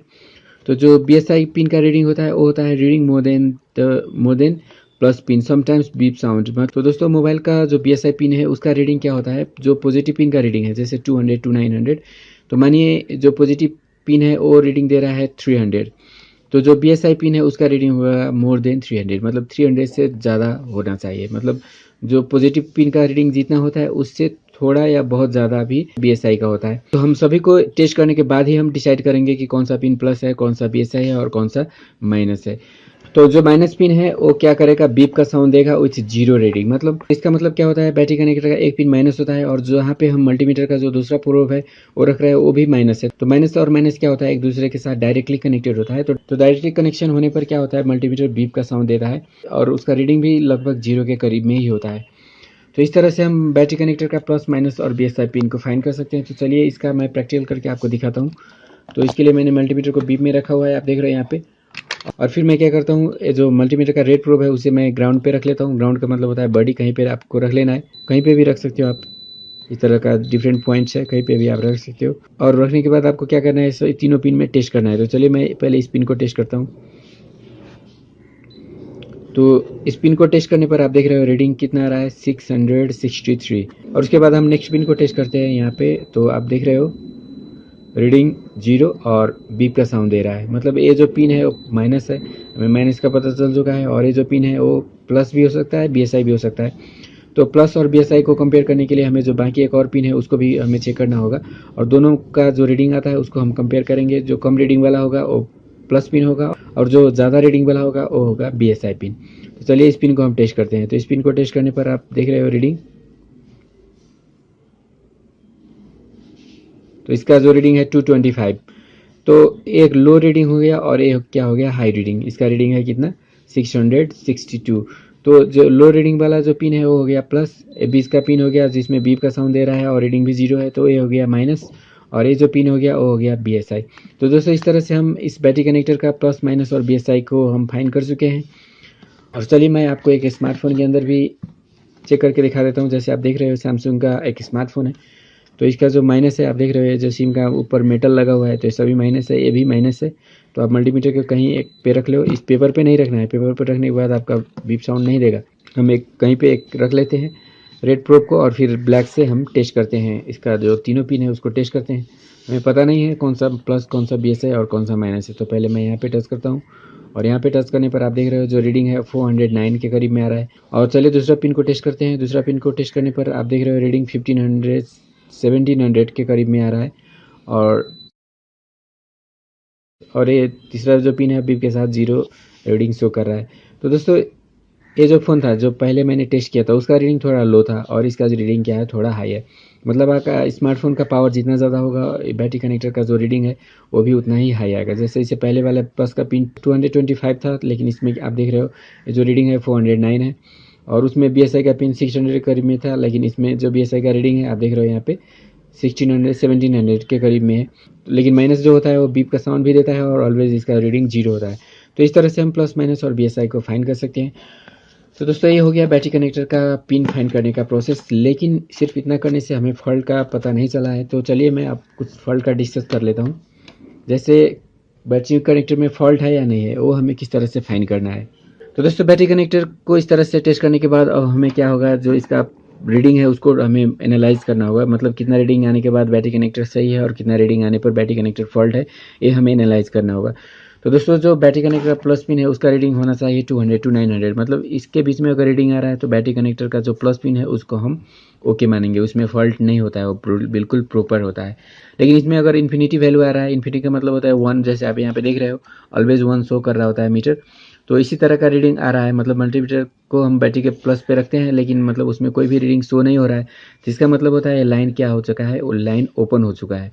तो ओपन होने पर क्या होगा, मतलब बैटरी कनेक्टर के जो प्लस के साथ मतलब कुछ फ्यूज़ लगे होते हैं, यहाँ पे आपको इस तरह का फ्यूज़ लगा होता है। तो ये फ्यूज़ ओपन हो जाने पर क्या होगा, बैटरी कनेक्टर जो बैटरी से पावर लेता है वो मतलब बोर्ड को सप्लाई नहीं कर पाएगा और बोर्ड ऑन नहीं होगा। तो अगर इन्फिनाइट रीडिंग आ रहा है बैटरी कनेक्टर के प्लस पे, तो उस कंडीशन में आपको क्या समझना है, आपका जो बैटरी कनेक्टर का प्लस है उससे जो जाने वाला लाइन है मोबाइल के अंदर, तो वो लाइन में क्या हो चुका है, कोई ओपन हो चुका है, कोई कंपोनेंट जो सीरीज में कनेक्टेड है ओपन हो चुका है। मोस्टली जो कंपोनेंट ओपन होता है वो होता है फ्यूज, और समटाइम इसके अलावा कोयल्स भी यूज होता है। तो आप उस सभी को चेक करें, और जो सीरीज कनेक्टेड कंपोनेंट है वो सभी को अच्छी तरह से टेस्ट करने के बाद आप इस प्रॉब्लम को दूर कर सकते हो। और दोस्तों उसके बाद इसका रीडिंग मानिए 10 to 180 के करीब में आ रहा है, तो इसको बोला जाता है हाफ शॉट। तो इस कंडीशन को बोला जाता है हाफ शॉट, या इसको लीकेज भी बोला जाता है। तो दोस्तों एक मोबाइल में हाफ शॉट या लीकेज प्रॉब्लम किसको बोला जाता है, मतलब ये रीडिंग क्या होता है, बैटरी कनेक्टर का जो प्लस का रीडिंग है वो लो आ रहा है। तो लो होने का मेन रीज़न क्या है, मतलब बैटरी कनेक्टर का जो रीडिंग है वो क्यों लो हो गया। तो आप देख सकते हो बैटरी कनेक्टर का एक क्या है प्लस है और एक क्या है माइनस है। तो ये दोनों के बीच में क्या होगा, बहुत सारे कंपोनेंट लगे होते हैं इस तरह का, कैपेसिटर्स, रेजिस्टर्स और भी बहुत सारे कुछ कंपोनेंट्स, पैरेलल कंपोनेंट लगे होते हैं, डायोड लगे होते हैं, इस तरह से डायोड कनेक्टेड होते हैं। तो ये जो कंपोनेंट्स है मतलब ये क्या होता है, प्रॉपर्ली काम नहीं करता है। समटाइम्स क्या होता है, प्रॉपर्ली काम नहीं करता है, इसमें थोड़ा सा मतलब फुल्ली फॉल्ट नहीं आके मतलब इसमें थोड़ा सा प्रॉब्लम हो जाता है। ये जो प्रॉपर्ली इसको जिस तरह से काम करना है उस तरह से काम नहीं करके ये क्या हो जाता है, इसमें अगर पार्शियली फॉल्ट आ जाता है तो उस कंडीशन को बोला जाता है लीकेज। तो लीकेज कंडीशन में क्या होगा, ये वोल्टेज को मतलब यहाँ से जो जाने वाला वोल्टेज है उसको रोकने का काम है इसका। लेकिन ये मतलब पूरी तरह से नहीं रोक पाने के कंडीशन में क्या होगा, वो वोल्टेज इधर भी सप्लाई होगा, मतलब मोबाइल के अंदर के जो पार्ट्स है उसको भी जाएगा, और साथ साथ इस लाइन से भी वोल्टेज, कुछ वोल्टेज यहाँ पे भी और कुछ वोल्टेज यहाँ से निकल के माइनस में चला जाएगा डायरेक्टली। तो इस कंडीशन में क्या होगा, बैटरी का जो वोल्टेज है वो 2 हिस्सों में बढ़ जाएगा, मतलब मोबाइल को भी जाएगा और माइनस में भी सप्लाई होगा। तो अगर ये लीकेज ज़्यादा है, मतलब बहुत सारे वोल्टेज को ये माइनस में सेंड कर रहा है, तो उस कंडीशन में मोबाइल ऑन नहीं होगा। लेकिन अगर ये लीकेज कम है तो उस कंडीशन में क्या होगा, हमारा मोबाइल ऑन होगा लेकिन जो बैटरी का बैकअप है वो कम हो जाएगा। तो दोस्तों जो लीकेज या हाफ शॉटिंग का प्रॉब्लम होता है उसमें क्या होता है, मोबाइल ऑन हो भी सकता है या नहीं भी हो सकता है। तो वो डिपेंड करता है मतलब बोर्ड में किस तरह का लीकेज है, लीकेज का जो अमाउंट है वो ज़्यादा है या कम है। तो अगर ज़्यादा लीकेज है तो मोबाइल ऑन नहीं होगा, क्योंकि मतलब ज़्यादा वोल्टेज इधर सप्लाई हो गया तो मोबाइल को जितना ज़रूरी है उतना वोल्टेज नहीं मिल पाएगा और उस कंडीशन में मोबाइल ऑन नहीं होगा। लेकिन अगर लीकेज कम है, थोड़ा सा ही लीकेज है, 10% 20% तक लीकेज है, तो मोबाइल फिर ऑन हो जाएगा, लेकिन जो बैटरी का बैकअप है वो डाउन हो जाएगा। और साथ साथ क्या होता है, जो लीकेज वाले जो कंपोनेंट होते हैं वो क्या होता है, हीट जनरेट करता है, क्योंकि इसके थ्रू अगर वोल्टेज पास होता है तो क्या होगा, ये गर्म होगा। तो गर्म होने पर क्या होगा, मोबाइल में हीटिंग का इश्यू भी आपको देखने को मिल जाएगा। तो दोस्तों इस तरह से लीकेज या हाफ शॉर्टिंग होने पर क्या होता है, बैटरी का बैकअप घट जाता है या समटाइम्स मोबाइल ऑन नहीं होने का प्रॉब्लम भी हो सकता है। तो इसको किस तरह से सॉल्व करना है वो भी मैं आपको बताऊंगा, लेकिन पहले हम जानते हैं कुछ और प्रॉब्लम के बारे में। तो लीकेज के बाद आप यहाँ पे देख सकते हो, समटाइम्स क्या हो सकता है, आपका जो बैटरी कनेक्टर है उसमें बीप का साउंड भी आ सकता है, उस जीरो रीडिंग, मतलब माइनस में तो बीप का साउंड आना ही चाहिए। ये जो पिन है माइनस, उसमें बीप का साउंड तो आना ही चाहिए। जैसे आप यहाँ पे देख रहे हो माइनस को अगर इस प्रोब को हम यहाँ पे रख के टेस्ट करेंगे तो इसमें क्या होना चाहिए, बीप का साउंड आना चाहिए। लेकिन यहाँ पे बीप का साउंड नहीं आना चाहिए। लेकिन यहाँ पे भी अगर बीप का साउंड आ रहा है तो क्या प्रॉब्लम होता है, तो यहाँ पे बीप का साउंड आने का मीनिंग होता है शॉर्टिंग, मतलब जो मोबाइल है वो बिल्कुल फुली शॉर्ट हो चुका है। तो मोबाइल में शॉर्टिंग है। तो शॉर्टिंग किसको बोला जाता है, तो शॉर्टिंग का मीनिंग होता है प्लस और माइनस जुड़ जाना। तो आप देख सकते हो प्लस पिन यहाँ पे है और माइनस पिन यहाँ पे है, तो दोनों उठ के एक दूसरे से तो कनेक्ट नहीं हो सकता। तो शॉर्टिंग करने का जो मेन कारण है यही कंपोनेंट है, जिसमें हाफ शॉर्टिंग आता है वही कंपोनेंट शॉर्टिंग भी कर देता है। अगर ये फुल्ली शॉर्ट हो जाए, मतलब बिल्कुल काम करना छोड़ दे, तो क्या होगा, इसका जो लाइन है बिल्कुल फुल्ली इससे कनेक्ट हो जाएगा और इसमें जितना भी वोल्टेज है सभी के सभी इसमें सप्लाई हो जाएगा। तो यहाँ पे सप्लाई होने पर यहाँ पे मोबाइल के अंदर कुछ भी वोल्टेज नहीं सप्लाई होगा। तो इस तरह का कंडीशन आने पर क्या होगा, मोबाइल बिल्कुल ऑन नहीं होगा और मोबाइल का बैटरी के अंदर जो भी वोल्टेज होता है वो बस कुछ ही पलों में सारा का सारा वोल्टेज माइनस में ट्रांसफर हो जाएगा, क्योंकि यहाँ पे रोकने वाला कोई भी पार्ट नहीं है। जितना है वोल्टेज वो सभी फुल स्पीड में माइनस में ट्रांसफर हो जाता है और बैटरी का वोल्टेज नील हो जाता है बस कुछ ही क्षणों में। तो दोस्तों इस तरह का कंडीशन को बोला जाता है फुल शॉर्टिंग। और फुल शॉर्टिंग और हाफ शॉर्टिंग का रिपेयरिंग करना थोड़ा मुश्किल होता है, लेकिन मैं आपको बहुत आसान ट्रिक बताने वाला हूं जिसका यूज़ करके आप किसी भी मोबाइल में फुल शॉर्टिंग या हाफ शॉर्टिंग का रिपेयरिंग बहुत ही आसानी से कर सकती हो। इस वीडियो में मैंने आपको बैटरी कनेक्टर का टेस्टिंग करने का प्रोसेस बताया और बैटरी कनेक्टर में टेस्ट करने पर किस तरह का रीडिंग आने पर किस तरह का फॉल्ट हो सकता है उसका इन्फॉर्मेशन मैंने आपको देने की कोशिश की।